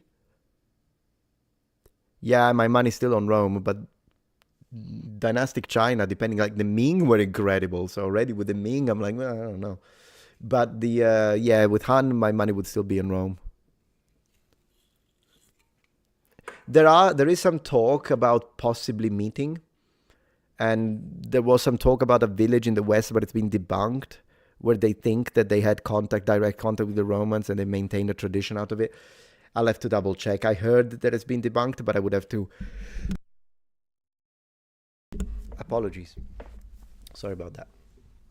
Yeah, I mean, they knew about each other. I think they did know about each other. Didn't the Chinese call Rome the Da Qing, the Great Qing? Again, I would have to double check that. It's been a while.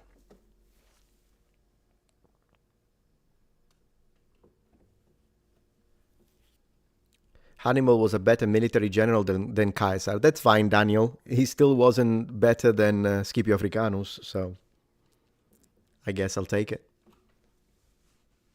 Thank you, Skids. I was gonna mute me before the sneezing, but it didn't work. I wasn't fast enough, sorry. I have a video, Roman versus Mongols, by the way. It's an old school video made a long time ago. You know, the good times when videos like that would do well with the algorithm.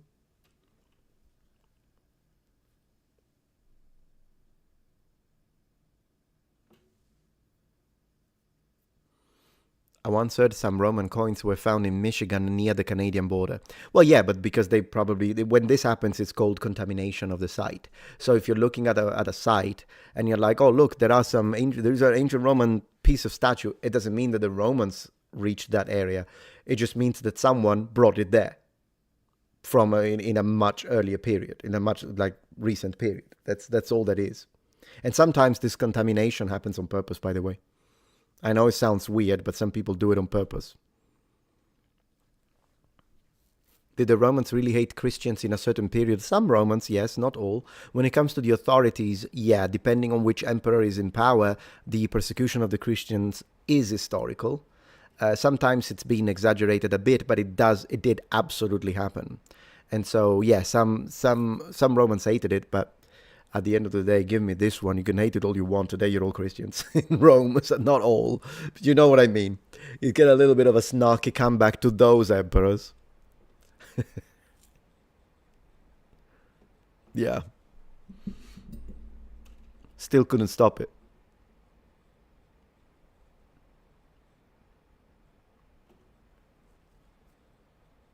Would you get a cowboy hat if you went to Texas and add it to your helmet collection?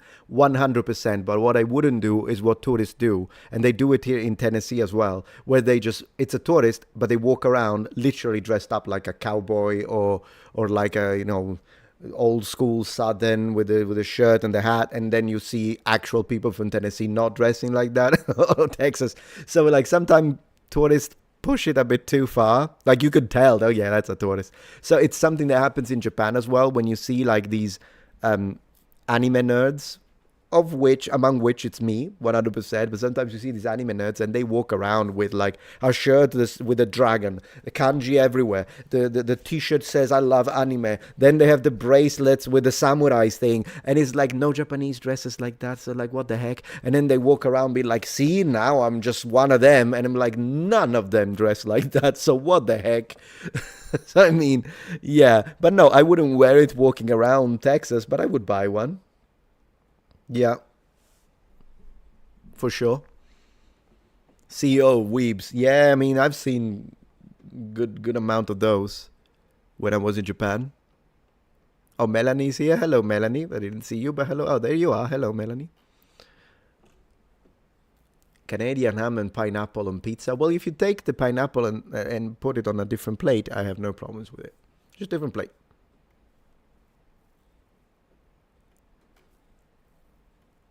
Have you heard any theories on feminism and its role in the fall of the Roman Empire? What feminism? In ancient Rome?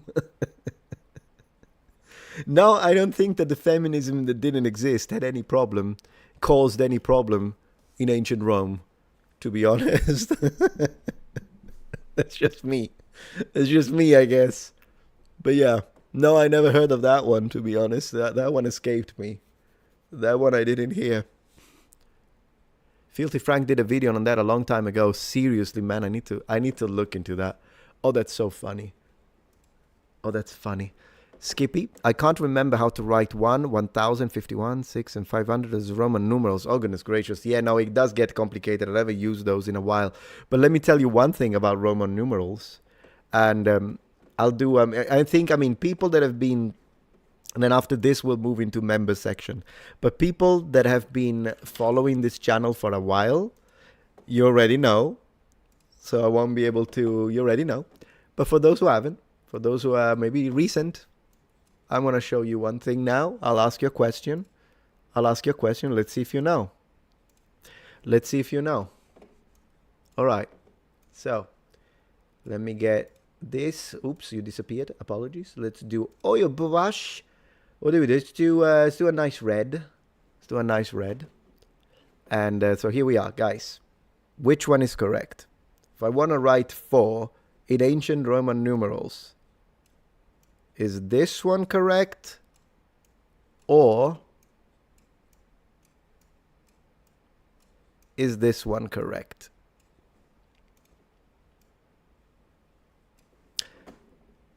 Please vote.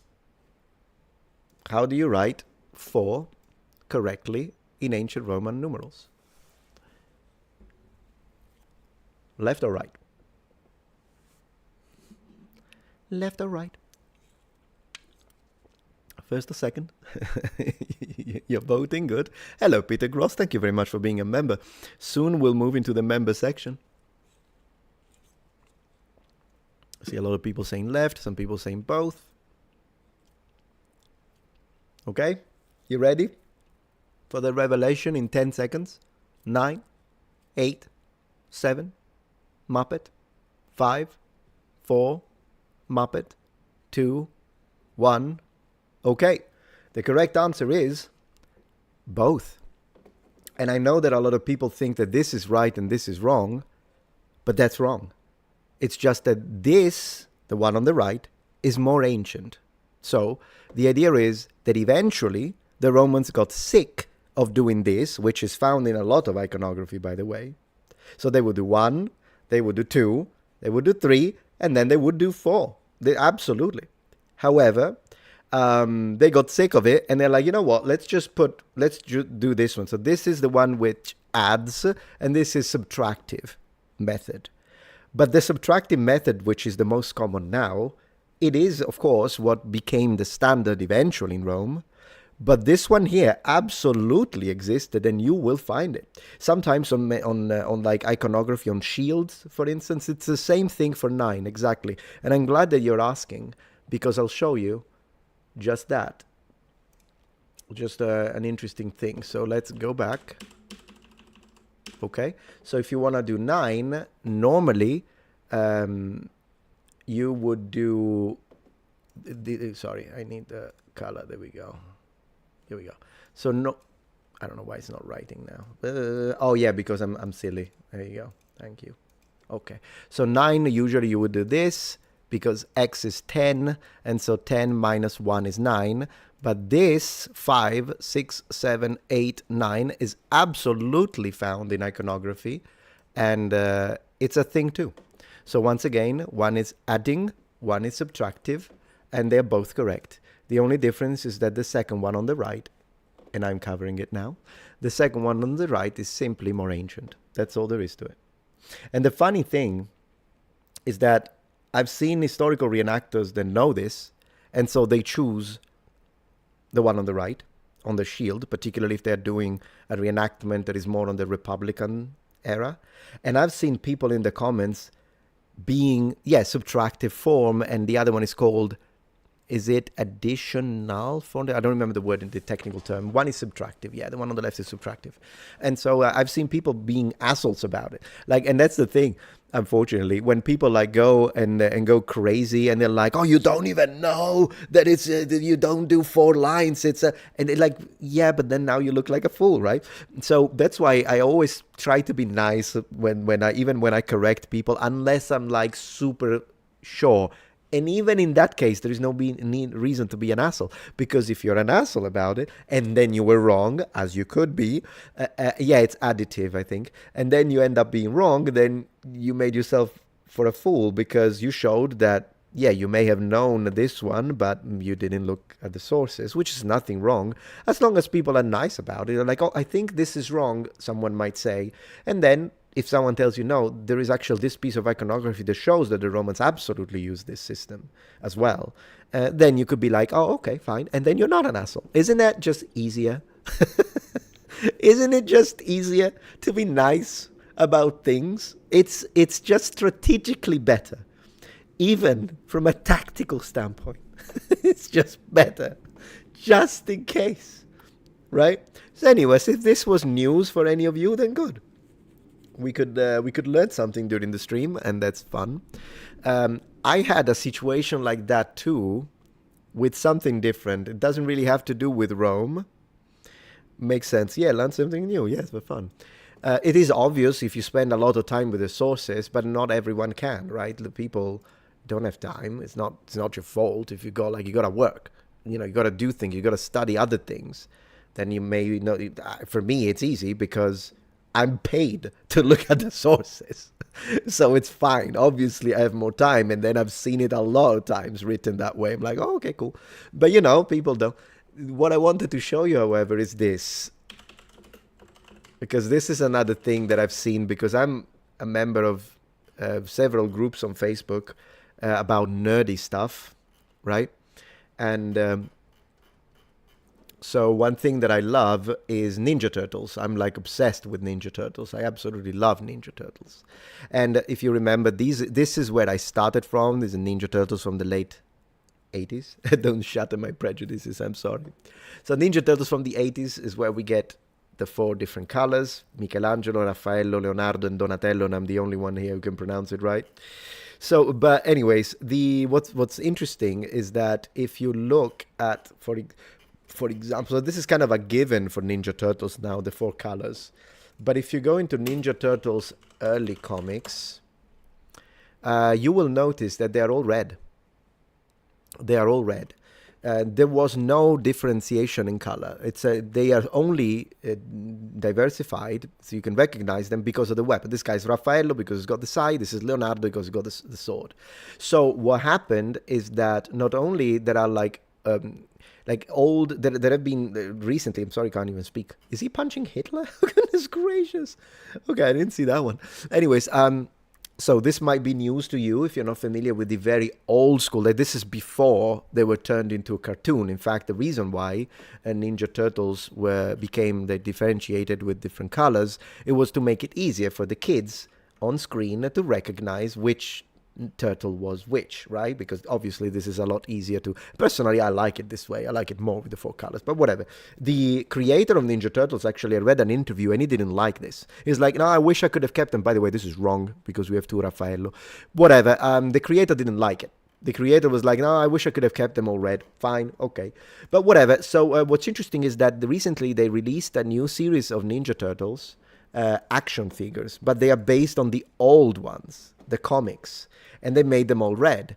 And so there are some people in this Facebook group that went nuts. They're like, you don't even know? They don't even know that Leonardo's blue and then Michelangelo's orange? And I'm like, oh my gosh, you muppet.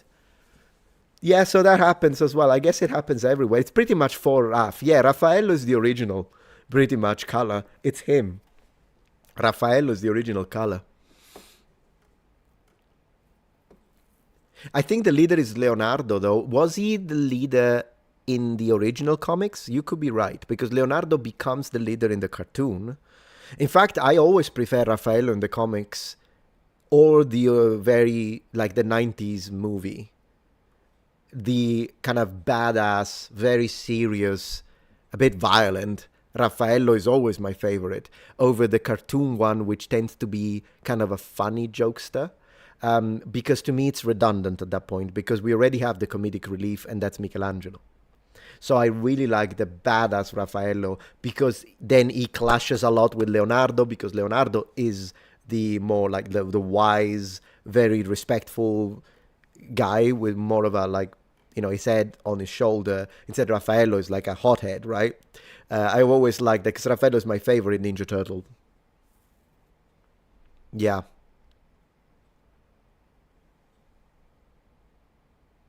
Yeah, the new Ninja Turtles, I hate them. I hate them. I don't know what to tell you. Can't stand it. Don't like it. Not for me. I guess it's not made for me anyways, is it? So I'll stick to my old school ones, and then you watch you use the whatever. Please, be my guest. Be my guest. Enjoy your new Ninja Turtles. Absolutely. But yeah, what can I say? Ink Magnification, thank you very much for the support. Hi Metatron. Go with Cobb posted a video where he speaks to Italian with someone. Have you seen the video? Do you mean he speaks in Italian to someone, or do you mean he speaks to an Italian in Italian? So anyways, no, I haven't seen it.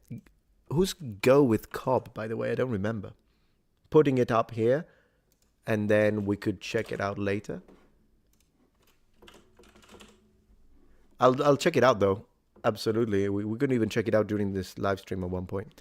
Right now, I want to give some space to the members. So first of all, let me check the stream quality, which again, I always forget to check at the beginning of the freaking stream. I never check it. Okay, we're doing well. Excellent connection. Thank you very much. Appreciate that. And now I will, so we're going to move into members only chat. I'll still read Twitch, by the way. I'm just going to give priority to members just to say thank you. And of course, I'll still read super chats because those still go through. There we go. Here's one. Yeah, I meant he speaks Italian to an Italian. Cool. I'll definitely check it out and see how well he does. Yeah, we'll check it during the stream. Why not? Let me see. So yeah, let me switch to members only for a little bit, and then we'll switch. We'll open again back up to everyone, just as a way to say thank you to the members. In 5, 4, 3, 2, 1, Muppet. Did it do it? Oh, it didn't do it. 3, sorry, 2, 1, Muppet. Oh, it doesn't work. What? Okay, 1 second. We're having technical difficulties. Okay, took it. I think it worked. I believe it worked. I have no idea what happened, guys, but here we are. Welcome to the members. Thank you very much for your patience. Did it even work? Nice to catch you live. Absolutely, Empu. Thank you. Well, we'll see if it works. I don't know if it's going to work, guys. I'll wait a second. Oh, yeah, I know World Friends. I've done a lot of reaction. There we go. Now it got it. Twice, in fact. Yeah, no, so I did a reaction to... I did many reactions to World Friends on my second channel. I don't do them on this channel, but I do them on Metatron's Academy. All right, so the last person to be able to get a regular one is Screenbug. So Screenbug, you win. Gold medal. And then the first one was Nicholas to write. And then welcome to the members. And as we always say...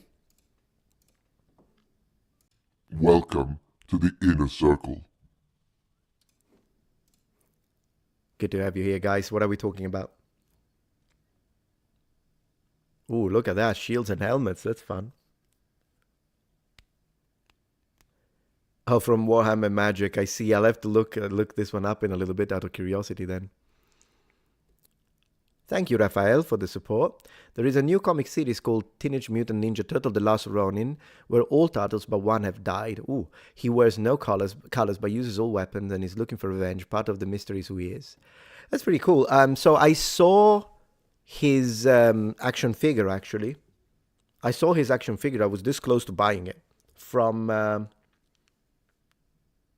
Nickelodeon. I see who that is then. I wonder who that is. Well, don't spoil it for me if possible. Pretty cool.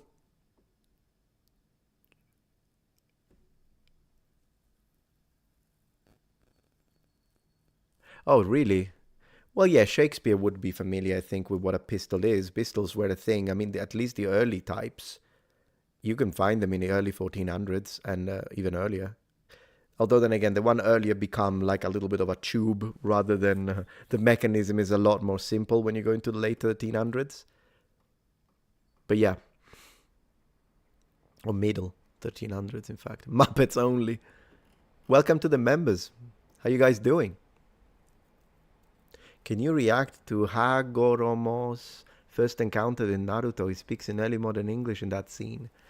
Honestly, every time I try to show something from an anime, it gets copy claimed. I know that because I used to do that a very long time ago, beginning of my channel. So I don't know if I can do that.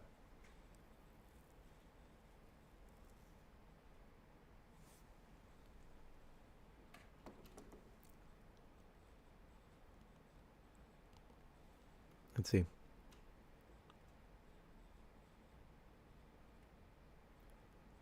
Well, sorry, Ray, but I'm trying to read as many people as possible, but I can't read every single super chat, unfortunately.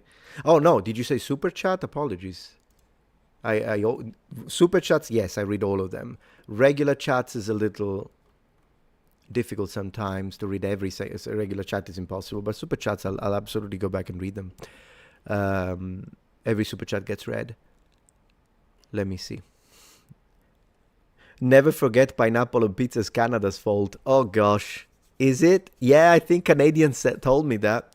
Thank you, Peter Gross, for becoming a member. Oh, that's funny.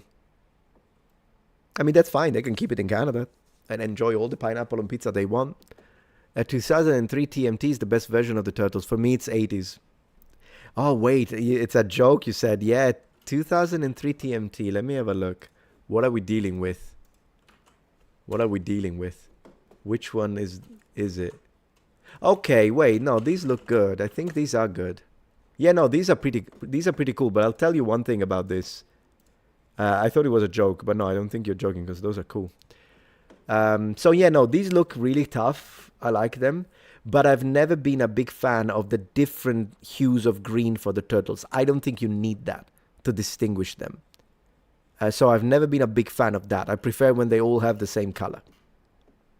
The turtles. And then, yeah. But they do look badass. I'll give you that. They do look like, man, look at this image. And in this image, they all have the same color, in fact. So I guess it depends. Pretty badass looking, yeah. Very cool. Yeah, it's the modern one that look horrible. Unfortunately. Really a shame. But hey, I don't have to watch it, right? I think I read all super chats now. If I forgot any super chat, let me know. And thank you for the support. Took a second, didn't it? We demand you read every chat is posted by anyone. Now, believe it or not, what's funny is that some people don't demand that. They just demand me to read theirs. 1990s combined action with humor. Yeah, they did. I remember watching that before school when I was a child.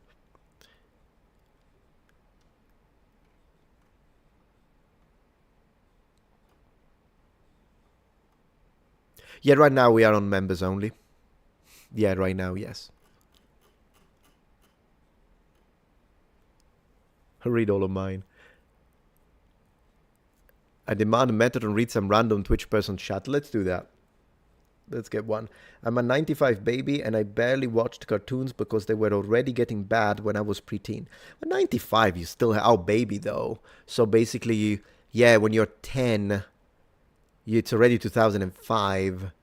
By the time you're a teenager, it's 2010. Yeah. Sorry, man. Man, we grew up with the best. We grew up with like Mazinga, Daitan, Goldrake. Are you kidding? Lupin. We grew up with some really good stuff, didn't we? Ray Gonzalez, no, the joke part was that I said they were best because it's an opinion and everyone has their favorite. Oh, I understand. I didn't get that. Sometimes I'm not great with jokes, am I? They do look good, though. I mean, the drawings is good. I wouldn't have a problem with this. I still prefer 87, but they look badass. You know what I mean? Like, look at this. Look at that expression. That's pretty cool. Tom and Jerry Flintstone. He-Man was so good. He-Man was great. How did they manage to make...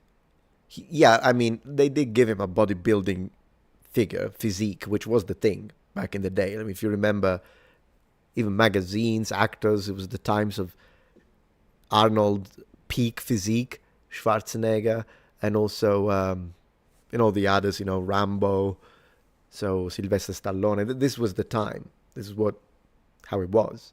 And, but still, so He-Man has the body of a bodybuilder, possibly not natural, and then that haircut. And still, he had the haircut of a little page, and still, he looked cool. How did they manage that? I don't know.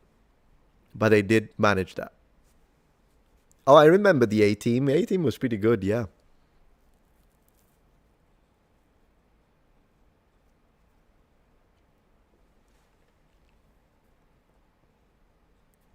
Yeah, Spark says we had Hero Turtles here instead licensing board didn't like the word ninja. You're absolutely right. When you say here, I think you mean the UK.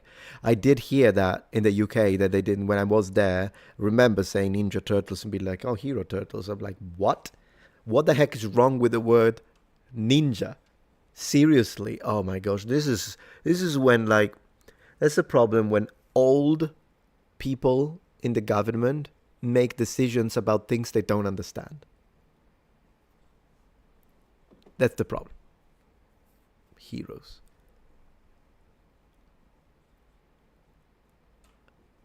But what can you say? Isn't it funny though? Like if you think, oh no, because if you say Ninja Turtles, then the kids could become violent. Well, if that's what you're worried about, why don't you worry about the fact that they're showing weapons all the time and kicking and punching? Well, then and it's not a problem, by the way. It's not a problem. If anything, the only thing that a show like Ninja Turtles could do is to get kids to tell their parents, I want to practice karate now. I want to practice judo now. I want to do martial arts. Fine, good. It's a physical activity, teaches you discipline and respect. It can have a positive aspect. Now, given, will there be the stupid idiot that wants to mimic the Ninja Turtle thing and hits another kid and hurts him? Of course it will happen. But if you want to avoid that, then definitely removing the word ninja is not the way to do it. In fact, there is no way to do it. The only way to do it is avoid excessive violence, but these are cartoons. They're funny. Like, it's not even like the comics. I can understand the comics are gory, like the ninjas, like they freaking behead people. Maybe don't give that to a child. But when it's cartoonified and it's funny, and a lot of the foot soldiers are robots anyways now, so there isn't blood, then it's okay. But yeah, oh no, the word ninja, because yeah, that happened in Italy too, actually. Now that I think about it, there were some Japanese anime, but the really old one, where they, instead of translating the word ninja, which is still ninja in Italian, just like it is in English. In English, you just pronounce it ninja, so you change a little bit the vowel to accommodate English pronunciation. In Japanese, is pronounced ninja. That's how they pronounce it. And in Italian, we kind of pronounce it the same, although with an Italian flair to it, but still, vowel and consonants remain unaltered. So we are kind of closer to them in that sense. But with that being said, they did change it into, I think, niña in some very early ones. I remember them saying that, and my cousin and I are looking at each other and be like, why are they not saying ninja? Because everybody knew it anyways, because of all the American movies, like American Ninja. What can you say?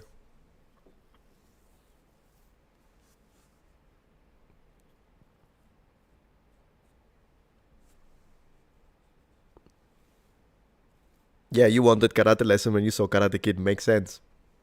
Absolutely. I think what got me as a teenager into karate was Street Fighter, because I thought Ryu was badass and I wanted to be like him. Then the Champion Edition came out, and I saw Vega and I stopped cutting my hair. And here we are. Although he's not the only reason. I always liked long hair, but hey, metalhead and whatnot. Definitely that one reinforced it though. Vega in the Western sense, Balrog in the Eastern sense. And Looney Tunes, you make me want to play the game for Super Nintendo now. That was a great one.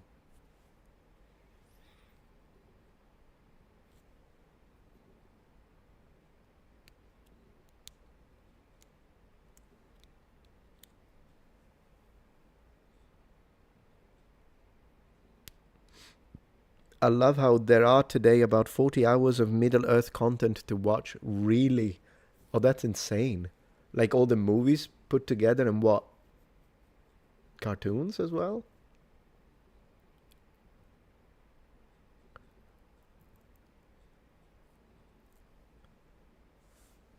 What's up, Meta? Enjoy YouTube content. Thank you very much, Frozen Walk Away. I really appreciate that. You hated Looney Tunes? No, I thought it was fun. And then Tiny Toons, even better. Did you play the Super Nintendo Tiny Toon game? I loved it. It was difficult though. It was good. Very beautifully drawn. Do you watch Sesame Street? No, not really. Oh, the Lord of the Rings films, Hobbit, Rohan, I understand. All together TV show. Man, 40 hours, that's a lot. Would make Mr. Tolkien proud.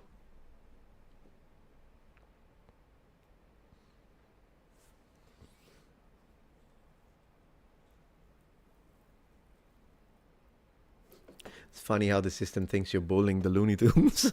The Toons, you're bullying the Toons, you're calling them loony. Loony? As I always say, mad as a hatter without the charm.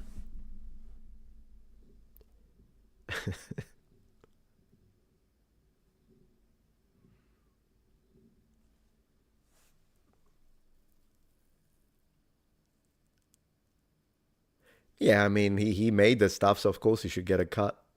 I mean, my father-in-law, who is my father-in-law, David Wills, is in fact, I'll talk about him in one of the in one of the next videos because he's coming out with a new CD. He's a singer and songwriter, and he was huge in the 70s, big shot. Like he worked. Have you ever heard of Garth Brooks and Wild Horses? Well, he wrote that. My father-in-law wrote that song for Garth Brooks. So he was big shot in the 70s, and he still gets cuts when that song is reproduced in a new fashion. My father-in-law gets a cut, and he tells me he's always happy about it. It's just how it is.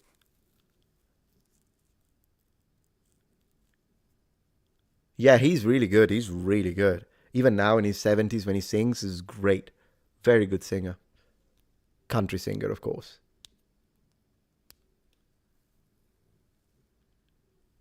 Yeah, passive income. It's always nice. I mean, when you have an IP, when you have a property, and it's nice to get a cut, particularly when they go really well, and the cuts can be serious. In fact, passive income is something that I need to start develop more, which is why eventually I'll have to expand, and I do want to once I get time. I do want to expand and turn in and kind of do a second career as an author, because once you write a book, you write it once, you do it right, and then it's passive income. You don't have to keep writing it. Content production is fantastic, but you need to keep making new content. And sure, the videos in the catalog keep producing revenue, but then some videos die and all that. So you have to continue. If I stopped to post videos tomorrow and just didn't post for 3 years, the back catalog alone would eventually die and stop generating. You have to continuously be active as a channel in order for it to continue producing a revenue. So I think it is nice to at least have a couple of passive income sources, and maybe at one point I'll look into investing into housing market, but right now I don't have the capital to do it. So I would rather create my own passive source of income, which could be a book or two or three. Elevator music gets clowned on, but every time you hear it, someone gets paid. Hey, that's a good way to put it. Some old school cartoons, yeah, me too. Not this one, I don't remember this one, but there were some old school cartoons that in theory they were meant to be funny, but in reality they were nightmare fuel. Nightmare fuel. Like, how did they even pass production design, whatever it is, like when they have to approve it? How? It is peak, Nicholas, I agree. Good evening, David Tomes. Good to have you here. Thank you for being a member of the channel. I fancy myself a cowboy in spirit. Why not, Skids? Do you have a community Discord? I do. I don't visit it as often. I occasionally appear. I'm kind of a wild Metatron on that occasionally spawns.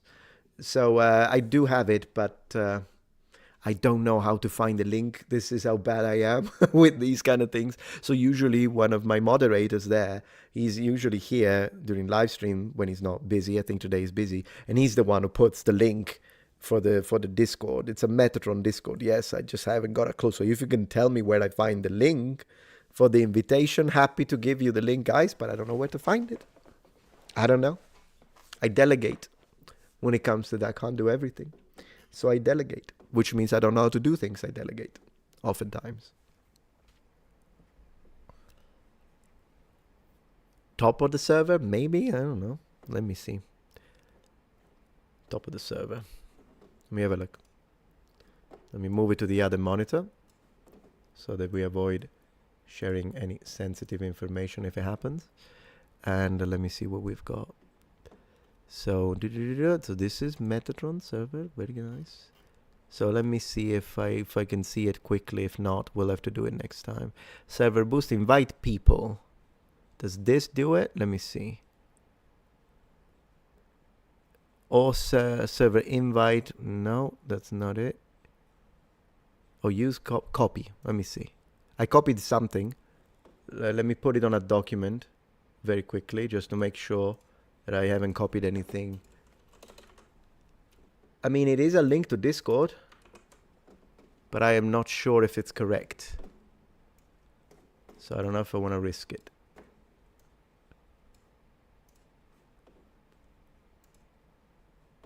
Let me see. I might have to ask my moderator just in case.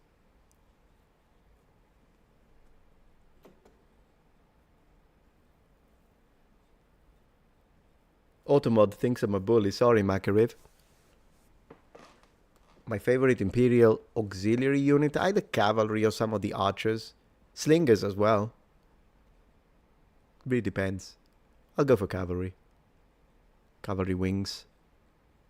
Next topic. Have you ever read The Black Company book by Glenn Cook? If so, what do you think? No, never read it, sorry. What is it about?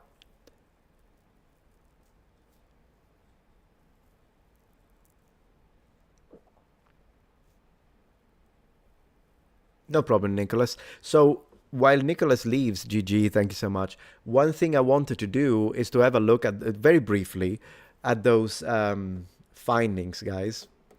Because it's a big deal. So I'm going to move you to the side. I'll make a video, post it tomorrow, though, so don't worry about missing it. You're not missing out. You can watch the video tomorrow. But for those who are here, me and you, guys, me and you, let's do it. Let's do it. Okay. Dear noble ones, today's the day. Today is the day of vindication. It is the day of vengeance. Today's the day, my friends. So, we've got some interesting news. So, on Nature here, but I've got a few open, ready here in the tabs. We read, first human genome from ancient Egypt sequence from 4,800 years old teeth. 40 years after the first effort to extract mummy DNA, researchers have finally generated a full genome sequence from an ancient Egyptians. Big deal! And you know why this is a big deal, noble ones? This is a big deal because of the date. You see, this is not genome from an ancient Egyptians from the New Kingdom. This is not a genome of, but it's Ptolemaic Egypt. No, sir. This is from the very beginning, the very beginning of Egyptian history. We've got a full genome. So, if we consider some of the debates that I've had online over the years, this guy should be from what? Sudan? Am I right? Because if he's not, then we're going to have a problem. Because this is the very beginning of ancient Egypt. And I'll tell you all the details on who this person was, but let me just say that if anyone is going to try and say, oh, probably a tourist, this guy was pretty high, elite, probably pottery worker with some sacral to it. So no, this was an ancient Egyptian, all right? So, oldest and most complete ancient Egyptian human genome ever sequenced reveals ties to... I'm sorry, I need to do this. Mesopotamia. Mesopotamia.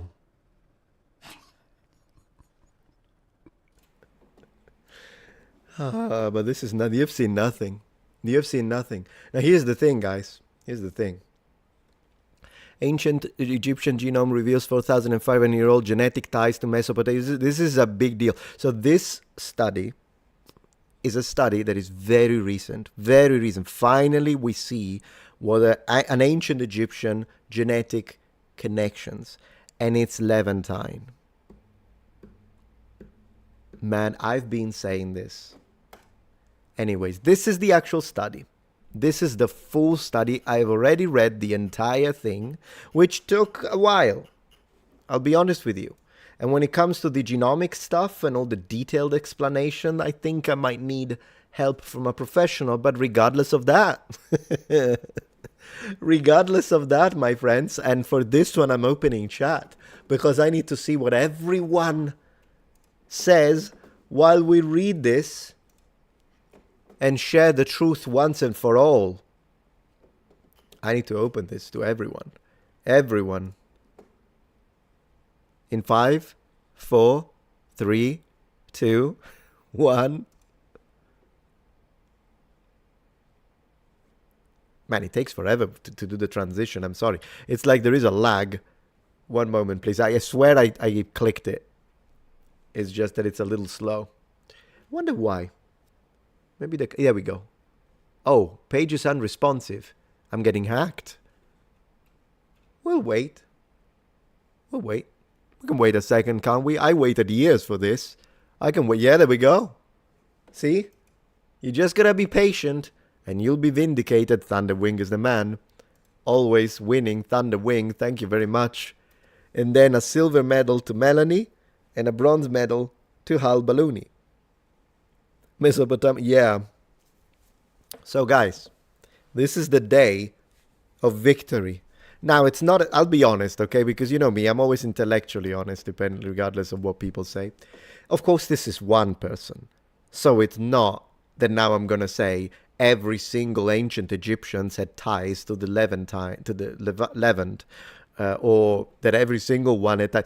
But because I'm not the one who says they were all black, but I'm the one who said they were mixed, it seems like there is certain expansion and population replacement, and not replacement, relocation, already was a thing at the very beginning of ancient Egypt, as we always said. And now we have proof. So how about we have a look? Let's read a little bit from here, read a bit from there, and then we see. So, teeth from an elderly man who lived around the time that the earliest pyramids were built have yielded the first full human genome sequence from ancient Egypt. And I'm all for it. The remains are 4,800 to 4,500 year old, overlapping with a period in Egyptian history known as the Old Kingdom of the Age of the Pyramids. So we are at the very beginning. Very beginning. They harbor signs of ancestry similar to that of other ancient North Africans as well as people from the Middle East, researchers report today in Nature. This is huge. This is huge. And I'll show you, because what we are reading today, if you do this, okay, it shouldn't be that surprising. Because you see, when people claim that the ancient Egyptians' origin is down here, they're out of their mind. When they say it's from here, I'm like, okay, fine, I can see some people moving, great. If they say from Sudan, I'm like, well, that's relatively close. And one thing that I do agree with a lot of people that are usually my intellectual opponents, but I still will say it if I agree, is that if we consider the African humid period, then yeah, the Sahara wasn't a barrier if we go really, really back in time. Like I'm talking 14,000 years ago, all the way up to 5,000 years ago. This was green and all that, so it wasn't a complete blockage. Problem is that what they fail to admit is that there is no barrier here either. And what people often don't realize, I suppose, is that the African continent is literally connected by land to Asia and the Near East, which means you can walk it. So how are people okay with thinking that the ancient Egyptians, they were all from this area, they're okay with them going through this, but when you say, but what about population movement like this, not to mention that you can move by sea, and we know for a fact that all of these populations, see the Phoenicians, for example, did move by sea.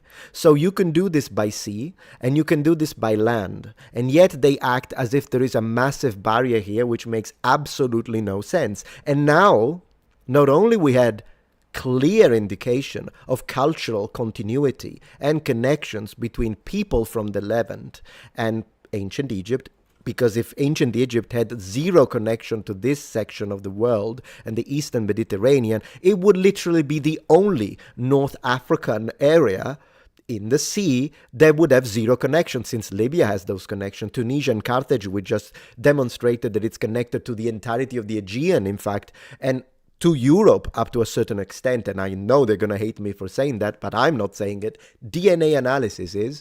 And that's the same all the way here. All of this coastline, including my beautiful island of Sicily, is being continuously moved and showed population clusters from this area to go, but for some reasons they didn't go to Egypt? It is obvious that this is a conduit of multi-ethnicity. It is multi-ethnic like the rest of it, of this area here. But yet they act like this is a barrier. Well, it's not. And now we have proof, because the one single complete genome that we have from this period genetically connected to this area of the... What you going to say now? Are you going to admit, oh, wow, this goes... Of course not. They're going to say it's a lie. But who cares? I'm making this video for you, not for them. So how about we read it? Now, given, does this mean that this man is white? No, but I never said that the ancient Egyptians of the freaking old kingdom, I'm going to say this in full camera, because that's the thing. It's not like they still man my argument. No, they straw man it. Did I ever say that the ancient Egyptians of the old kingdom were white? No, that would be stupid. I never said it. Were there white Egyptians? Yes, in the Ptolemaic period, because they relocated people from Greece and all that area. And then, of course, at the Roman invade, then a higher percentage, they also create some settlements, apart from the ruling elite. But they created some settlements where Greeks relocated, and then the Romans relocate there. So yes, there is a certain amount of Egyptians, the people that could have been born in Egypt, but they were originally from, I don't know, Italia, as one of the places, or other. We do have some surnames in Northern Africa that are Celtic in origin in the sources. So yes, some Egyptians could have been white at that time, but that would have been a minority in the population. But the further back you go, the least probable, and also it depends on how you classify white, but the same could be said about black. Regardless, the further back you go, the further likely it is that a certain amount of the population will be white or European, if you don't want to use the word white. Some may have been, because you could have had Carthaginians relocating there, and now we know the Carthaginians are of European origins from a DNA perspective. But when it comes to the bulk of the population, they were brown. Now, and then some of them would have been black, and those percentages vary geographically and according to the time. This is what I said. I was right. Every single thing that I said now, demonstrated by DNA analysis. And this is not a little small research. No. This was praised by professors at Harvard. This is peer-reviewed stuff. And it says every single thing that I've been saying and receiving backlash and hatred for years, all correct. Boom. This is what the genome says. Once again, the guy had brown skin. Yes, that doesn't make him an African, though, because he's connected to the Levant. So unless you think that the Middle Eastern people that are more on the dark olive complexion, unless you think that those are black Africans, then the guy was not from Africa. Well, he was, because he was born in Northern Africa. I mean, just the other day, I read someone in the comments that told me, someone was telling me, hey, I'm black, but when I was a child, my teacher, I told her that Egypt is in Africa, and she told me, no, it's in the Middle East. Well, your teacher is an idiot. Egypt is in Africa. Of course it's in Africa. But so the guy was African in the sense that he was born in the African continent, but he was not African in the sense that he was a black African. Not this guy. This is not what the DNA says. And so that's a fact now. Like, unless you're telling me that this is some kind of, well, I don't even care what they're going to use to try and justify this. Now, how about we continue reading? I'm having a great time. I don't know about you. But this is great, guys. This is great. So yeah, let's continue. Yeah, so we were saying remains age of period, they harbor signs of ancestry similar to that of Northern Africans, as well as people from the Middle East, researchers report today in Nature. And then we read, it's incredibly exciting and important, says David Reich, a population geneticist at Harvard Medical School in Boston, Massachusetts, who was not involved in the study. We, open quotes, we always hoped we would get our first ancient DNA from mummies, close quotes. Numerous labs have tried to extract DNA from ancient Egyptians' remains. In 1985, evolutionary geneticists, I can't read that, reported the first ancient DNA sequences from any human, several thousand DNA letters from a 2,400-year-old Egyptian mummy. But this is a lot older, so it's even more significant, because what this tells us is that there were population movement patterns already 5,000 years ago from the Levant, which checks out. absolutely checks out. Now, does this tell us about the friggin' Paleolithic inhabitants of this area? No, it doesn't, but it does tell us about ancient Egypt. And at the end of the day, what population lived in North Africa I don't know, at this point, 50,000 years ago, doesn't matter when you're talking about ancient Egypt, because there was no pharaonic ancient Egypt 50,000 years ago. So if that's the discussion we are having, then it's different. We can talk about that. But because these people, usually my opponents, talk about ancient Egypt, and this is ancient Egypt. This is the very beginnings, the dawn of ancient Egypt. And will you look at that? What were the chances that the one guy that we managed to do a genomic sequence, Levantine origin? Once again, I'll state it. The guy was not white. As far as I'm concerned, he can have dark brown skin. He can have black skin. It doesn't matter. He's not from Africa originally. He's from the Middle East. I mean, there are some Indians that are as dark as some black Africans. So this is also to tell you how stupid it is to fixate on the words white and black when we talk about these things. But because they are the ones who fixate over it and weaponize the utilization of terms, they are the ones that say that the word Kemet, or Kumat, as it probably was vocalized, regardless, the word Kemet with the vowel of convention through Coptic, they are the ones that say Kemet means the land of the black, and the black meaning the people. But that's a modern way of using black that people didn't use back in the day. Even the Romans, it's not like they called black people black, they called them Ethiopians, meaning generally everyone of a phenotypic trait that would probably go from dark brown to jet black. But the Romans didn't call them black because that's a modern usage. But they do that. They will take a word that it's obviously the black soil. It's obviously the black soil opposed to the red soil of the desert. But no, they will say no. It's the land of the blacks. It's not. It's stupid. You're reading it in a modern sense, and it's linguistic dishonesty. Because then when it's for them, then they'll tell you, well, white doesn't make sense because people didn't use it back then. Then why are you using black in the modern sense then? It's always a matter of intellectual dishonesty. But intellectually dishonesty can only take you so far until genetic data is presented and it tells us Levantine. What you gonna say now? That's the thing. Yeah. Good. All right. Let's have a look at the study proper. So I've already read the whole thing, by the way, but I would like to share it with you guys. Let me see first if you have something to say that I can read, because I don't want to. Yeah. Use that DNA to clone him. You know, if you could clone an ancient Egyptian, because here is another thing. Chances are you could get a black guy, because as I say, particularly if he's from Upper Egypt, you could get a black person who is Egyptian because originally from Kush, but then they moved in there and then their children were brought up in Egypt, so now they're Egyptians. I don't have a problem with that. But if you go statistically, you know what I think? I think that the chances are he will look a lot like a modern Egyptian. So this is why when people, and I've heard channels, I don't want to name the channels, but I've heard channels say, oh, when modern Egyptians dress up like ancient Egyptians, they are cosplaying. Well, that's disrespectful, because I do believe there is a certain level of genetic continuity as it's demonstrated here. And so it's very likely that even though some modern Egyptians might have ties to Arabs, others absolutely, particularly through the Coptic element, have ties to ancient Egypt. It's their land.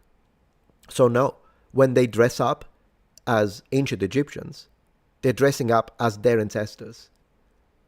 Once again, if you're a black African and you too have an ancestor who was black and from Egypt, they did exist, that's fine. You can dress up as an ancient Egyptian too. It's only when they're like 100% black nation, then you're wrong. And DNA just proved you wrong. Yeah, absolutely. Was ancient Egypt full of trees? Well, that area, again, unless you go into the African humid period, that area is not going to be, because here's the thing, and that's something that some people that usually argue on my side get wrong, and I do have to say that, is that there was a climate period in Africa. And as I say, it's usually around 14,000 years ago, where the Sahara was green, full of jungles and forests and rivers. Can you imagine that? And the reason is because there was a different, it has to do with the Earth's axial tilt.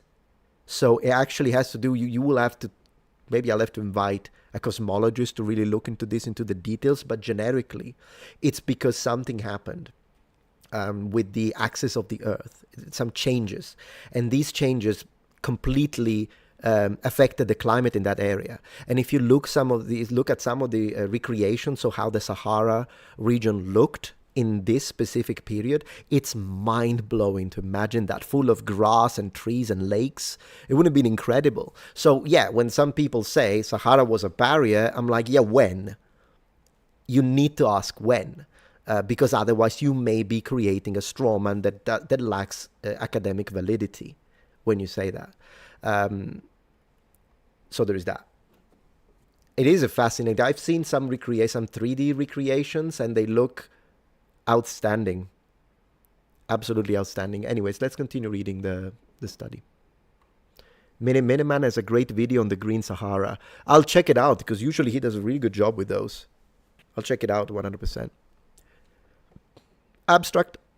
Ancient Egyptian society flourished for millennia, reaching its peak during the dynastic period, approximately 3150 to 30 BC. However, owing to poor DNA preservation, questions about regional interconnectivity over time have not been addressed because whole genome sequencing has not yet been possible. Here we sequenced a 2 times coverage whole genome from an adult male Egyptian excavated at Nuwariat.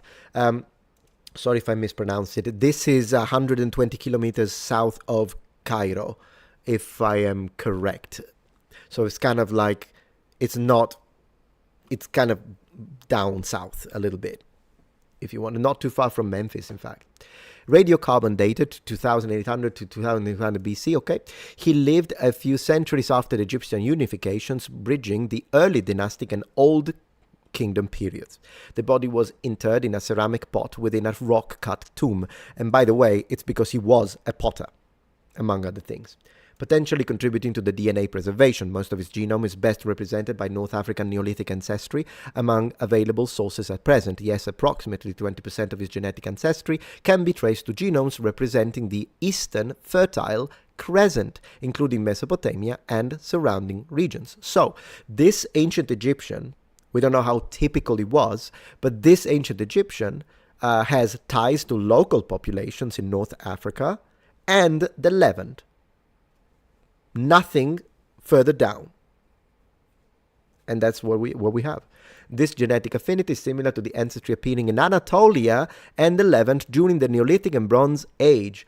And this is, again, the previous DNA analysis that we looked, and all of this, by the way, is open access, as you can see. So anyone can use this. If you want to make your own videos about this, anyone can access this, and you don't even have to ask, just as long as you give, as I will, link in the description, and you will allow people to find this.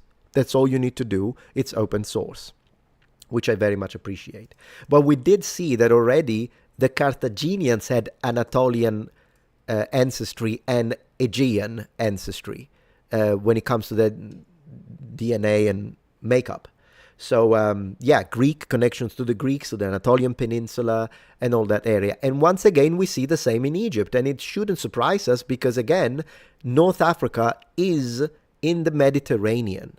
So this is what these people did. Whether you like it or not, these were seafarers.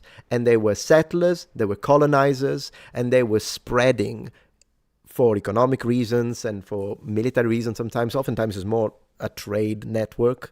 But yeah, that's what they were doing. Although more genomes are needed to fully understand the genomic diversity of early Egyptians, as I was saying, of course, I'm not going to say one is enough, but according to certain people, this should have been a guy from Sudan.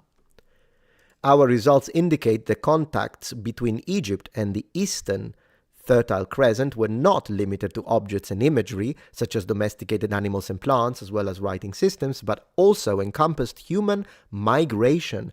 And human migration means intermixing. And intermixing is exactly what we are finding here, since 20% is from the Levant. This is phenomenal, guys.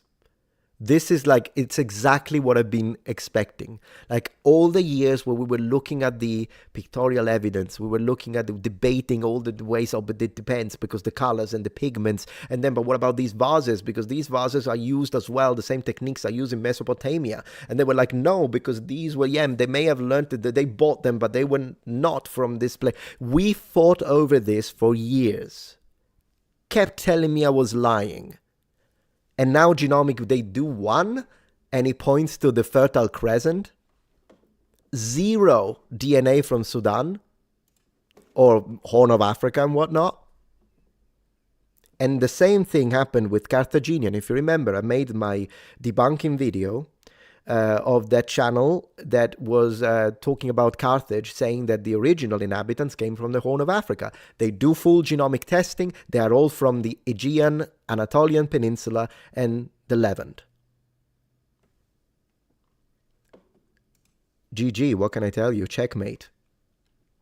The hate I'm gonna get for this, guys, but who cares?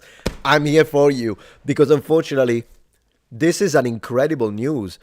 Will there be other history channel that are gonna history-focused channels that are gonna show this? I don't know. I think they're too afraid to be called racists. But you know me. I'm doing it for you guys. Here we are. Fertile Crescent. Thank you. Cultural exchange continued to develop through the last 4th millennium with the growing Sumerian civilization of Mesopotamia. This period overlaps with the appearance of additional innovations in Egypt, that's something that I've already covered on my videos, by the way, such as the pottery wheel and the earliest evidence of hieroglyphic writing in the form of ivory tags in Tomb UJ at Abydos, which is a big one. Abydos? I'll go for Abydos. Dated to 3D. Yeah, of course, we already talked about this tomb at length on various videos. And I would like to acknowledge, Egyptology says, I made a video about it 2 days ago. You're the man. You and I. Okay. So yeah, he did dental morphological studies. Of course, teeth is a great way to do that. Let me see. So we say, our knowledge of ancient Egyptians has increased through decades of bioarchaeological analysis, including dental morphological studies of their relatedness to other populations in North Africa and West Asia. This is how it is. In fact, with other teeth, this was already a thing, but now full genomic sequencing?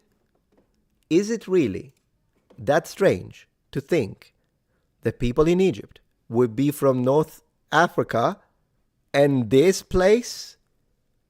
Is it, considering how good these guys moved through the sea? I mean, is it really that surprising? Or is it obvious? It's obvious. It's, but we needed this, I guess. And it's not going to be enough, but hey, I'll take it. However, the lack of ancient genomes, particularly for the early periods of Egyptian dynastic history, yes, remain a barrier to our understanding of population continuity and gene flow in the region, absolutely. This is why, up to now, this is the first time that I focus on the really early dynastic history. Oftentimes, I talked about late Egypt, I talked about Middle Kingdom, but usually I've always been a little speculative when it comes to the early dynastic period, because it's more difficult. The further back in time you go, the harder it's going to be definitive about things, which is also another massive red flag with a certain community, because they are definitive about things that happened 5,000 years ago, allegedly. Instead, I'm like, guys, I think geographically, culturally, and looking at pattern trends of this period, it does make sense that Egypt would have been multicultural with intermixture of native North African populations, some black people, since the Sahara was not a barrier, and people from the Near East. This is what I said probably was the ancient Egyptian multi-ethnic and in a way multicultural beginnings of this civilization, because it's a civilization in this specific area of the Mediterranean basin. It just makes logical sense. I can't prove it because we don't have a full genome, but now we do, and will you look at that? Now I'm going to speak about it because I speak after I see the evidence. Although individuals from ancient Egypt were subjected to the first effort to isolate ancient DNA, direct genome sequencing has remained elusive. All right, so we understand the difficulties. I think we can skip this part. And here is the individual. Okay. And there is a section here, by the way, which I will read. I know they'll try to use it against me. I will read it. There is a section where they say that they know for a fact this guy is from Mesopotamia ancestrally. But they say when it comes to trying and identify his phenotypic traits, that's the hardest thing, one of the hardest thing to do, because it's not easy to identify that through this kind of technology. But they did say it's likely that he had brown skin, dark brown skin, or possibly black skin. And it's fine, because I never said that they were white. So it doesn't debunk me in any way, shape, or form. And mind you, once again, when we say black skin, it doesn't automatically translate to a person from Congo or a person from the Horn of Africa. In fact, that ancestry is not present. Simply because someone has dark skin, I mean, just to show the obvious.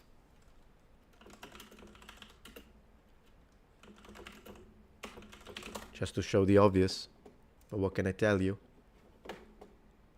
I mean, this lady's from Asia. Right? This is an Indian. So, like, black skin doesn't automatically mean... It's stupid to focus on this word, right?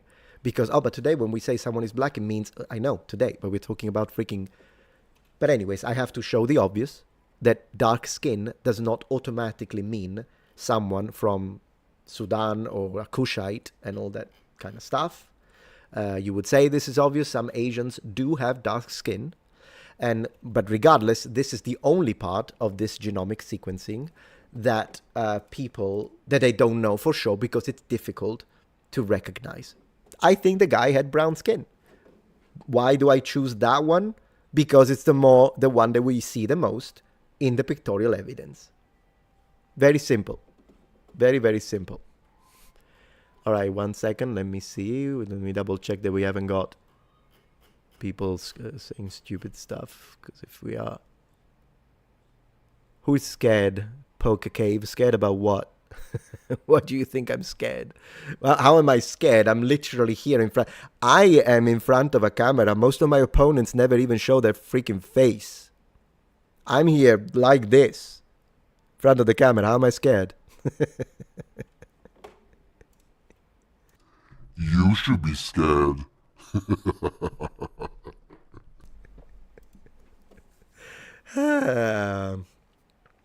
My father could tan darker than most people, and he was 100% Greek. Yeah, of course, there is the tanning element to it as well. Absolutely. Absolutely. Yeah, of course, grandma might not appreciate this. See, that's the only thing. Emblazen is absolutely right. I think this is going to upset grandma. Let's just hope it doesn't give her a heart attack. Because it might. Am I right?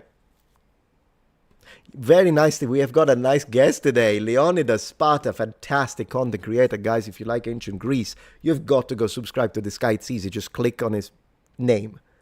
I think this is just a lovely example of people letting their over-racialized politicism, absolutely, of history, shroud their arguments and relate it with modern racial categories. 100%. And the funny thing is that they do it, but only when it works for them.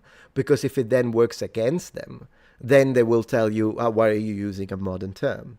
So, absolutely, yeah. So, yeah. How are you blocked? I don't see you. How are you blocked? You're not blocked. You're here. So anyways, you're the one who brought up being scared, Poke Cave, not me. So, yeah. Thank you very much. Absolutely, Leonidas Sparta. Great guy, by the way. Someone who cares about the truth and looks at the evidence. Really appreciate that.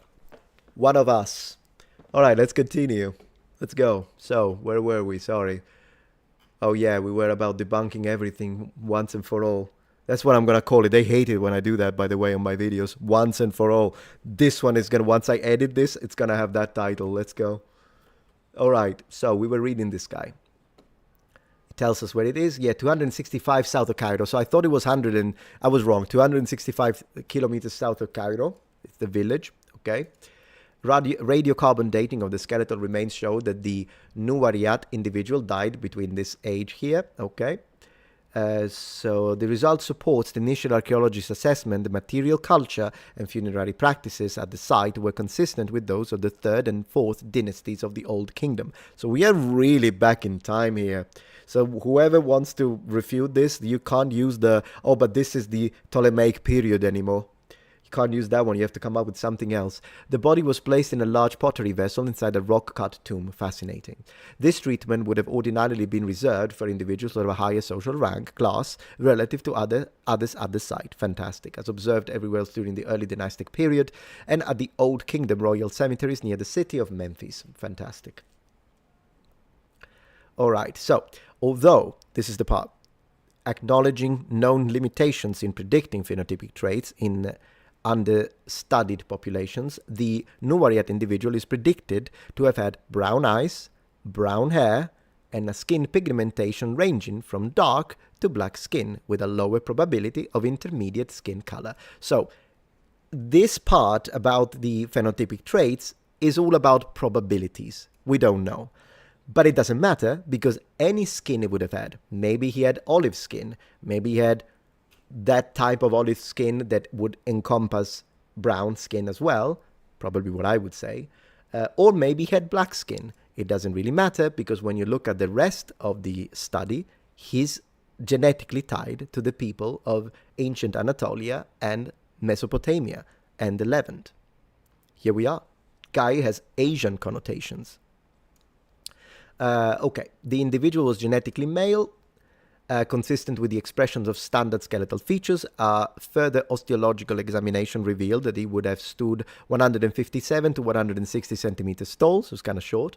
He lived to an advanced age for the time, approximately 44 to 64 years. Once again, there is a space because it's not easy to work with this level of details. The upper end of this range is the most probable, so he was kind of old. As evidenced by his heavily worn teeth and age-related osteoarthritis in most joints and vertebrae, in some cases severe. This so basically tells you that he was doing manual labor, an artisan of a craftsman of sort, because if you have manual labor in conjunction with an upper echelon, then it's usually craftsmen or someone that has money but produces goods that are very expensive. This is huge, so he makes good money, right? Because if it's physical labor but it's a farmer, then he wouldn't be buried as someone who was, upper class. So it's one of those things. Half of my comments are not coming through. It's the system. Sorry about that. Ramses made it to 93. I know, but Ramses probably had access to the best medicine and food of the period. This and various activity-induced musculoskeletal indicators of stress revealed that he experienced an extended period of physical labor, seemingly in contrast to his high-status tomb burial. The pattern of osteoarthritis and stress indicators further imply the form of physical activity that he routinely engaged in, which some researchers maintain can provide clues concerning occupation. In this case, although circumstantial, they are not inconsistent with those of a potter, as depicted in ancient Egyptian imagery. Estimates of biological affinity based on dental morphological features and cranial measurements parallel the genomic results below. Okay, so that's why I was telling you most likely this guy was an artisan. Okay, so let's go to the section about his origin geographically. Let's see if we can find it. Degradation pattern. This is all the technical part. This was a little difficult to read. Okay, 1 second. I think I'm going to have to do Control F simply because if this was something that I was filming offline, I would have read the entire thing slowly. But due to the fact that I don't want to bore you to death, I might use. Oh no! But I actually found it. Never mind. Okay, so so we used the QPADM framework to model the genetic ancestry components that best represent the Nuwariat genome using a fully rotating model competition approach in which a set of candidate populations there are candidate populations. iteratively used as sources to conduct one source, 2-source and 3-source population ancestry models, whereas the remaining candidates are set as outgroups, right populations. We used a set of 13 populations from Neolithic and Chalcolithic West Asia, North Africa, and North Mediterranean region that predate the Nuwariat individual as potential sources. Not even one did they feel they needed to use from the Horn of Africa or Sudan. Mediterranean region, North Africa, Chalcolithic West Asia, and Neolithic West Asia. No single source model fitted the data. And then it says model with Morocco. Instead, a single 2-source model, so it was mixed. It was a mixed individual, makes sense. Met the significant criteria, which consisted of a mixture of 77.6 plus whatever. Ancestry represented by genomes from the Middle Neolithic Moroccan site. Okay, so he had some genetic ancestry from modern-day Morocco. And then this is the big one. And the remainder most closely related to genomes from 9,000 to 8,000 BC Neolithic Mesopotamia. A round of applause, guys. Round of applause.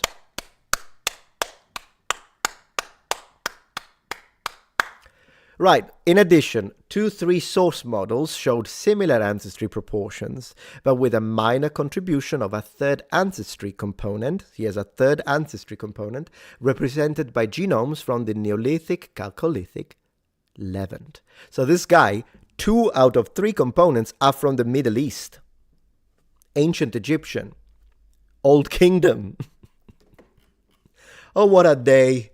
What a day, my friends. And now it's going to continue this, going to tell us more about it. Yeah. Let me see what you guys are saying about it. But what a day, my friends. Clapping noises. Yeah, I mean, we've been saying this for years. And all the attacks and the accusations, he lies to you. Okay, does DNA genome analysis lie? How about that one? Now, is it conclusive and definitive? Do we know through this that the entirety, 100% of the population had this kind of ancestry? No, but that never was my point. It does defeat, however, those people that continuously attack and say, not mixed, not mixed, not mixed. Well, here we are. It's either they are all from the Levant or they are mixed with not only local North African populations, but some people from Sudan. Now, I believe in the third one. I'm not even someone who says, and once again, they will say, he said they were all white. What, in the Old Kingdom? Are you out of your mind? The white people come later. We know that. But they were brown people from the Middle East with some additions and intermixing, North Africa, and a little bit. I don't know the amounts. In fact, it's the percentages that we should, if anyone from the Afrocentric community wants to discuss with me, as long as they don't call me a racist, really, my bar is very low. As long as you don't say that I'm a liar, okay? So, for example, Noi Thyself, since he made some accusations, he's out of this. I'm never going to debate with him unless he apologizes and refutes them. But as long as they don't do that, I'm happy to sit down and discuss. Be like, what percentage of people do you think would have been black? What about the Delta? What about the Upper Egypt region? What about now that we have seen this? They want to discuss, and they're like, no, to me, it's 70%. And well, some of them say 100%. Those not even, there's no reason, already debunked, out of the question. So if you keep saying that, it's dogma at this point. But for those who instead are interested to have an actual discussion, then, all right, what do you think? You think 70% and 30% were from the Near East? All right, fine. Well, I would flip it. I would say the highest percentage is going to be brown people of Middle Eastern origins, intermingled with North Africans, and then you would have a certain percentage, which would vary depending on the region, probably not in the Delta that much, but in Upper Egypt, I'm happy to say maybe that 30%, 35% of them could have been black. When they have the Kushites in power, the percentages could have been higher. I'm happy to discuss the percentages, as long as they're honest.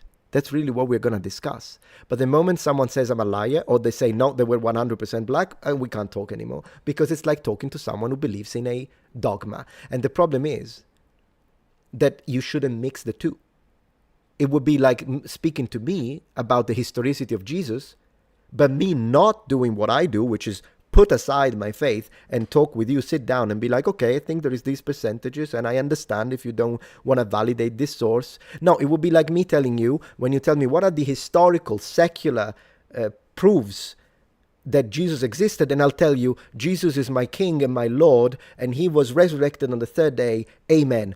I am not going to tell you that unless we're talking faith. Then I will. Then I will say it. But if we are talking, I'm going to... This is what some of these people do. It's a dogma.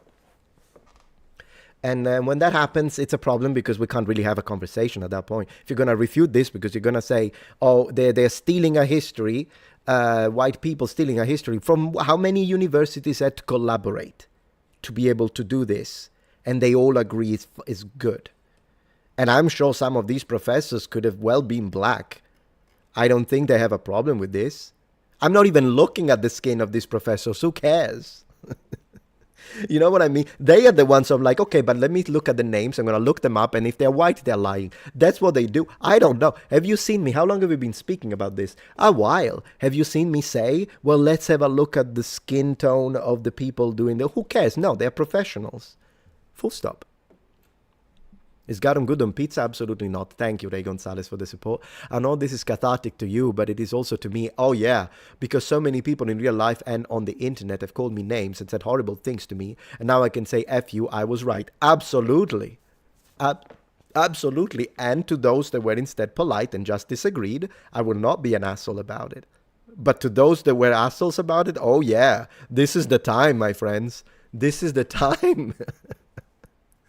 Oh, this is good, guys. What a day. What a day. Yeah, look. Here X represents the rotating sources of the QPADM model with the addition of Levantine Paleolithic, Anatolian Paleolithic, and the Bronze Age Levantine genomes. It's a slam dunk. This is massive. Yeah, and here, look. Although the timing of the admixture event cannot be estimated directly, supplementary table 11 and supplementary note 4, this finding provides direct evidence of genetic ancestry related to the Eastern Fertile Crescent in ancient Egypt. Archaeological evidence lends support to the early Neolithic shared regional ancestry between Egypt and West Asia, because once again, there is no wall here and there is a massive sea that can be navigated, so no shit Sherlock, given its proximity. See, I am saying the same thing that these guys are saying. So if you think that I don't know what I'm talking about, or my team, including the Egyptologist, as I've been accused by, know thyself, then are you going to say this about all of them? Are you the only repertoire of truth? How does that work? Are we all wrong? Seriously. Because we're saying the same exact things. It's just that I said it before the data, and they're saying it after the data. Still, it's here. I mean, some professors have been saying this before, but yeah. Egypt was one of the first external areas to adopt a Neolithic package that emerged across West Asia as early as the 6th millennium BC, or before, which could have corresponded with movements of people. Absolutely corresponded with movements of people, because these people moved. These people loved moving. What can I tell you? If you have a problem with that, take it with the Phoenicians. Take it with the Mesopotamians. If you have a problem with that, just tell them. You know, you can find, I guess, somewhere where you can insult Mesopotamian. This period is concomitant with the observed gene flow from Mesopotamia to Anatolia, because, of course, this one happened too, and we know this is fully mapped already, which may have expanded into Egypt as well. I would say absolutely. I understand why they say may, because they're professionals. I'm going to remove the may, and we'll see. In support, a substantial change in odontometric and dental tissue proportions occurred approximately 6000 BC in the Nile Valley with, yeah, of course, because they settled into Neolithic farming societies, with general continuity thereafter. So also, you see, the general continuity is another thing that I often say, which is indicative to the fact that modern Egyptians are absolutely related to ancient Egyptians. Of course, it will vary. Obviously, there have been population reallocations even after that in the Middle Ages, Arab conquests and all that, absolutely. But the idea that the Islamic expansion would be enough to completely replace an entire people is ludicrous. It is ludicrous because that would have needed a genocide of proportions that not even the freaking Nazis without modern weaponry. It just doesn't happen. People are moved around, but completely annihilate an entire ethnicity from a land that vast in a region so well connected is ridiculous to think already. And as we can see, here we are. Yeah.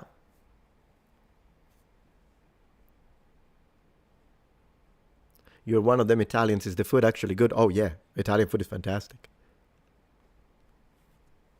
Yeah, there we go. Egyptologist says, look at Kiffians and Tenerians of the Sahara and the Takarkori. Absolutely. No, yeah, there is a lot. It's obvious. Like people stay.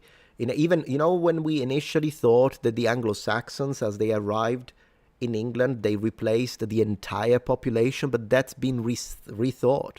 And yes, Anglo-Saxons moved and arrived in England, but that doesn't mean, like, if you're English today, you could have absolutely ties to the Anglo-Saxons, but you could also have ties to the Celtic populations because they weren't annihilated or completely replaced. And oftentimes we see that as well. Another example of that, so you could have both. Another example of that is the Norman conquest after the Battle of 1066. It's not like the Normans replaced and annihilated. Also because why would they do it? The Anglo-Saxons? No, they ruled over them. And it created a two-class system where you had the population was mostly Anglo-Saxon and Germanic, and the ruling elite was mostly Norman. And we see that in the language, we see that in the culture, we see that in a lot of evidence. But why would they do it? When you conquer a land, you don't exterminate them, you tax them. That's what the Romans did. You tax them, you subdue them. You conquer them, you use them. Some of them you take as slaves. That's what empires do, or even kingdoms up to a certain point. Empires are particularly effective systems, even compared to kingdoms. But still, they will make some of them slaves. But the rest of the population, you will recruit some into so that now they can fight for you. And then what you do is that you rule over them, and yeah, they keep their economy. They keep, when it comes to the Romans, you can keep your religion as well. We don't care. As long as you say, yeah, the emperor is Superman. As long as you say that, Romans have no problems. You can pray wherever you want. Who cares? The Romans were actually quite open-minded when it comes to that. But yeah, pay your taxes, and that's it. This idea of completely annihilate. I've seen someone saying that about the Romans too. It's ridiculous. You don't completely, unless it is something that is ideologically motivated. But even then, the Nazis failed. They didn't exterminate, and they tried. So how are the ancient, like how are the? It's ridiculous. But here we are. Exactly, yeah, there we go. Spark is confirming here. Yes, English can have 0 Anglo-Saxon ancestry or up to 40%. It depends. I think average is 20%. Yeah, it really depends. A lot will have connection to the Britons. I think there is a lot of Celtic connectivity in Wales and Cornwall. It's geographically based. You can have ancestors from the Danes, from Nordic ancestry. Plenty of Nordic ancestry there, like in York, for instance. So there is that. Yeah. Thank you very much for the support. I want to hear about currencies, Roman, Greek, Norman, Saxon, etc. in depth. That would be a lovely video to make, maybe as a members special or a members funded project. I wouldn't be against that, absolutely. I'll do a poll. Let's see. So yeah, look. They even put it in capital letters, guys. This is what a day, my gosh. I'm going to have to celebrate tonight. So, look. Moreover, it is notable that both of our modeling and admixture clustering excluded any substantial estrogen and junior, blah, blah, blah, blah, blah. Okay. Oh, no, I need to read this one right. Sorry. Moreover, it is notable that both our QP-ADM modeling and admixture clustering excluded any substantial ancestry in the Nuwariat genome related to the 4,500-year-old genome from Mota, Ethiopia, or other central, eastern, or southern Africa, Southern Africa. I'm sorry. This is, where is it? Oh, where is it? I'm sorry, but this is it. Get a drink. Ooh, we need a drink, guys. Metatron. Metatron. Boom. How about that? Drink Fanta.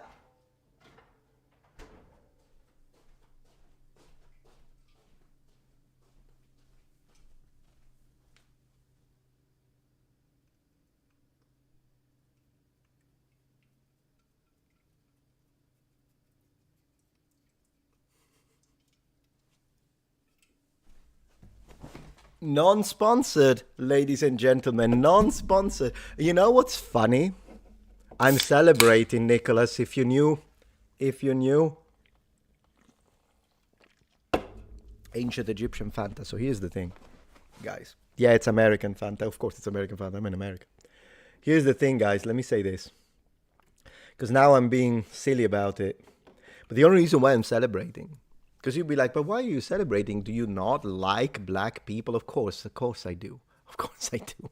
It's just that I hate those people that have been calling me names for years. So this celebration is against them because they kept calling me things for years. So this is fantastic. This is exactly, Rebecca. This is the only reason why I'm saying this. And I'm still the guy who says still some ancient Egyptians would have been black. I'm not trying to take anything away. In fact, if anything, I'm saying focus on those beautiful kingdoms that were fully black and stop these attacks ad hominem, because otherwise genetic sequencing now, the genetic sequencing proves me right. Now I'm going to celebrate. Me and every single one of you, regardless of your skin tone, you can be black, white, orange, for all I care, green. We can all celebrate together. It's not black versus white. It's truth versus lies.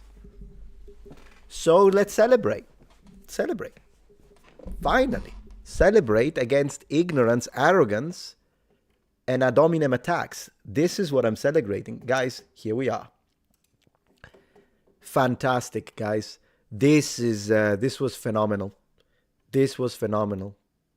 And then continuing, nevertheless, we found that the Nuwariat genome fits as an equally good source as Levant Chalcolithic groups for the West Eurasian related component of East African pastoralist genomes, of course, because there is, once again, population relocation from West Asia. Absolutely. Boom. Here we are, guys. Still missing from many putative source regions. I don't know what to tell you, guys. It's a massive GG. If you like this, give you conclusions. We know the conclusion is going to repeat the same thing. Fertile Crescent everywhere. Fertile Crescent, Fertile Crescent, Fertile Crescent. The one ancient Egyptians we find, Fertile Crescent, guys. So, what can I say? If you enjoy real data analysis and unbiased truth, please subscribe. This is the channel. You chose right. This is a celebration of you. You chose right, my friends. We were right. GG, guys. GG. Who inhabited Göbekli Tepe? Yeah, I would say Anatolians. Yeah, sure. Be interesting to do genetic sequencing on that area when they built it. GG, guys. We were right all along. Absolutely, yeah. Also because we were the easiest to be right, because we talk about multi-ethnic. So even if this guy had ended up being like, oh, genetic sequencing is from Sudan, well, it's not like it would prove me wrong anyways, because I did say that some people would have been black. It would have just made it a little stronger for them that claim they were all black, and a little bit weaker for me to be like, well, now it's on me to prove that there were other ancient Egyptians from the Fertile Crescent, but it wouldn't prove me wrong regardless. Our position was very easy and strong to defend regardless. But with this, it's a phenomenal victory at this point. I really hope this video, once I cut it and post it tomorrow, I really hope it goes really well, guys. We gotta share this. We gotta share this because 100% they're gonna be. You will see thumbnails with my face, with the word liar. 100%. Eurocentrist. Even though I'm not even saying the guy's white, who cares? They don't. It's not like they care. How am I Eurocentric? At this point, I'm Fertile Crescent centric. I'm Fertile Crescent centric, guys. At least get it right. Am I right? Like, at least if you have to do that, then get it right, because that's all I'm saying. I'm gonna give you the. Let's celebrate with Metatron pedantic, guys. I'm gonna give you the link. I'm gonna put the link because that's what I'm supposed to do. I just suck at doing YouTuber things. Because I'm just a guy, like you and I, we're just a guy. But I suppose I should still do it. I don't even have it ready. Okay, I can find it though, because I put it on Twitter. So yeah, that's me, all right. That's Metatron, all right. But what can I tell you? Metatron plushie. For those who wish to support the truth at this point, I'm going to say, I know it sounds a little condescending, but what can I tell you? Let me gloat. For anyone who wants to support production, let's put it this way, I'm putting a link, guys. Let's celebrate. Thank you very much for anyone who is considering ordering a little plushie. I really appreciate that. No, I know. I make sure it's a software, and I appreciate. Thank you for the. I was being a little cheeky there. I wasn't being literal, but yeah. Still, it is an admixture of different genomes, so that's why I was kind of saying that. But thank you very much for anyone who is considering getting a plushie. I really appreciate that. What are you guys going to do? What are your plans? I think I'm going to end the stream in about 10 minutes. Maybe tomorrow's stream. Oh, no, tomorrow I don't stream. It's Saturday. Maybe Monday. Well, I might stream some gaming, but on Monday, we could do some streams and talk about this nonsense about the vampire graves of the Middle Ages. I don't know if you've ever heard about that. It's all over TikTok with plenty of people. We can debunk some TikTokers. Why not? Let's wipe the floor with them. Let's wipe the floor with some TikTokers, shall we? And we can have a look at those graves that they say are from the Middle Ages, and they were caged because they needed to block the undead, which I'll give them this. It is a really fun thing to imagine if you've played Heroes of Might and Magic and you're a necro player. With that being said, it is nonsense, so maybe we could dedicate Monday stream to that. It could be really fun. I'll buy one for my kid on payday. Thank you so much, Gus. I really appreciate that. Thank you very much. You're a human-centric. I appreciate that, actually. I really do. Unfortunately, it's not enough as a shield against those that will still call you names if you disagree. But with me, it works. With me, I'm like, yeah, cool guy. With me, it works. Buonasera, Brenno. How are you? So good to have you here. Let me see what Twitch was saying. Yeah, meaning is a little difficult to get across in text. You're absolutely right. Yes, it is Metatron speaking. It's Kryl. Man, yesterday we had a lot of fun with the horror game. And I've already edited it and posted it on my gaming channel, Metatron's Protectorate. Farewell, Patrick. Thank you for joining. Appreciate that. Hey, Dylan. Not much, but don't spend it all in one place, you muppet. I'll make sure not to, but thank you very much. $5. I think I can get... I really appreciate that, actually, because that's a game. That's a game. I can get a game on Steam with that. Appreciate, Gus. Oh, yeah, of course. I'll link the article immediately. So as I was saying, anyone who wants to make content on this, it's all open source. All you need to do is cite them. If you mention them properly, you can use it. No need or anything else. It's very simple. So here is the article for your consumption, if you want to have a look. Because, of course, I didn't read the whole thing because it's big. And that would be a bit too long of a stream. Kind of unnecessary as well. But that's the link to the article. Tomorrow, I will have this video edited so that tomorrow we can post it as a regular video. Because at the end of the day, I mean, this is kind of a late Friday stream. So we have what, 200 people watching, 150. Let me see, not that many. Let me double check. Yeah, 180. I hit it right. That's what I was expecting for a Friday night on a topic like this. And that's fine, but I kind of want more people to see it. So, and usually not many people rewatch the VODs. And even if they did, this happened on after an hour and a half. So yeah, no, I'll edit it into a supercut and we'll make it into its own video. Might even add a thing or two if needed. And then I will post it tomorrow as its own video. But even if you are part of this stream, do consider sharing it and possibly letting it play so that it works with the algorithm and then it might go and get good views. Yes, I did play Chivalry, true. I'm a crossbow main. I love just shooting those Muppets from behind the Matriculations in honor of Shad.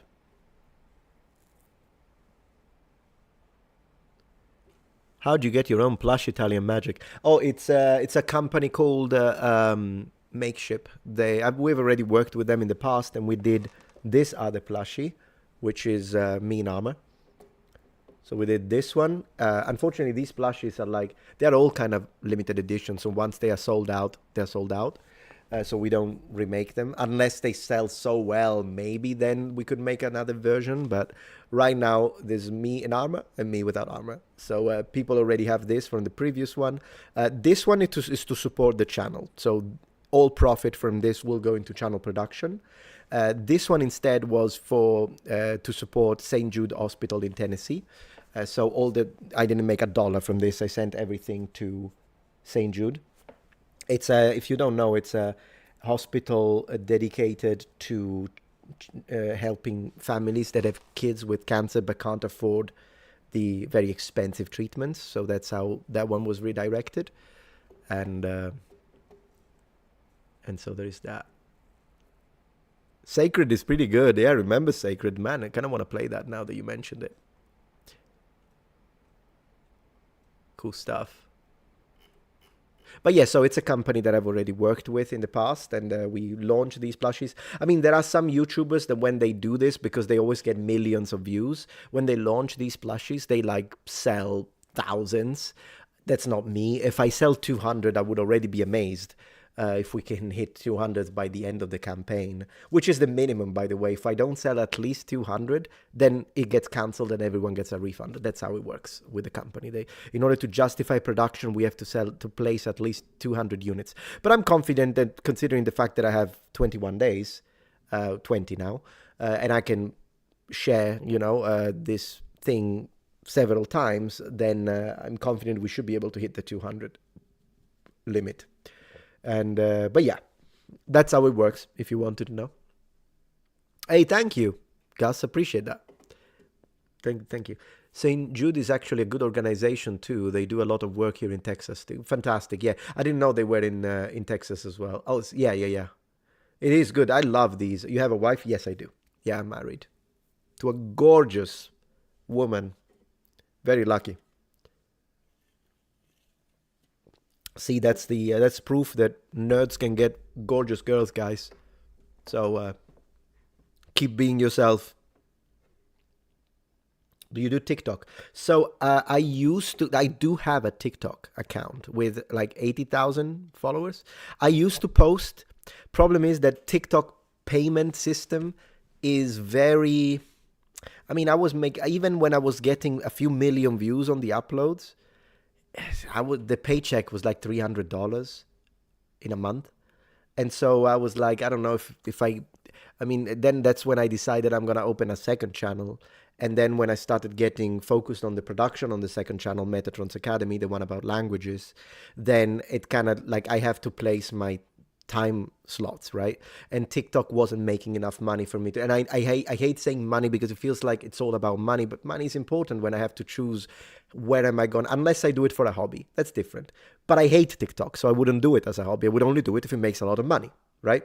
So at the end of the day, I was trying to do it and it was making $300, but then the second channel was making a lot more than that. And so I decided to allocate my time and resources into something that was making more money. And so the TikTok was basically abandoned. Maybe one day I will start again if they change some things or if they start paying more. because it was successful. So it's not, I didn't stop because I wasn't successful. I was. Some of the videos got like 5 million views. It's just that it didn't really, you know. It would be good for your reach. Yeah, I guess for reach would be nice. But right now, the priorities is the main channel. Second priority is the second channel. Then Patreon and Twitch. Because Twitch is making me more money than TikTok, believe it or not. And I just play. It's even easier. I just play. Have a good time with you guys. With the Amazon subscriptions on Twitch, it's actually better for me than TikTok. So I'd rather spend time with you guys on Twitch. Also because I can interact and talk to you guys and have fun and play some games and relax. And then, so Patreon, then Twitch, and then third channel, and then I would put TikTok in order of importance. But by the time we reach that, I don't have any more time left. So unless I find someone that can literally do it for me, which could be a good way to do it, I guess. Vatican is pretty nice. I love the Vatican. The art is beautiful. Too crowded? Well, not. Yeah, when people go and visit, I guess. Yeah, but I think the art is still worth it. The history, it's fascinating. So there is that.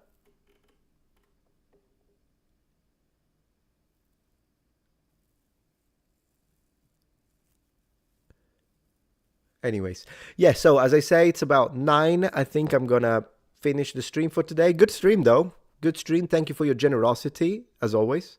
Really appreciate that. And yeah, I'm gonna go celebrate, guys. I'm gonna go celebrate, maybe with a little bit of Heroes of Might and Magic tonight. Why not?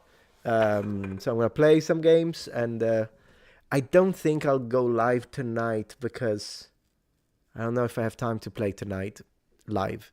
I might play a little offline, but definitely, yeah, obviously I'll do the next stream on Monday, unless I get to play a little bit tomorrow on Twitch.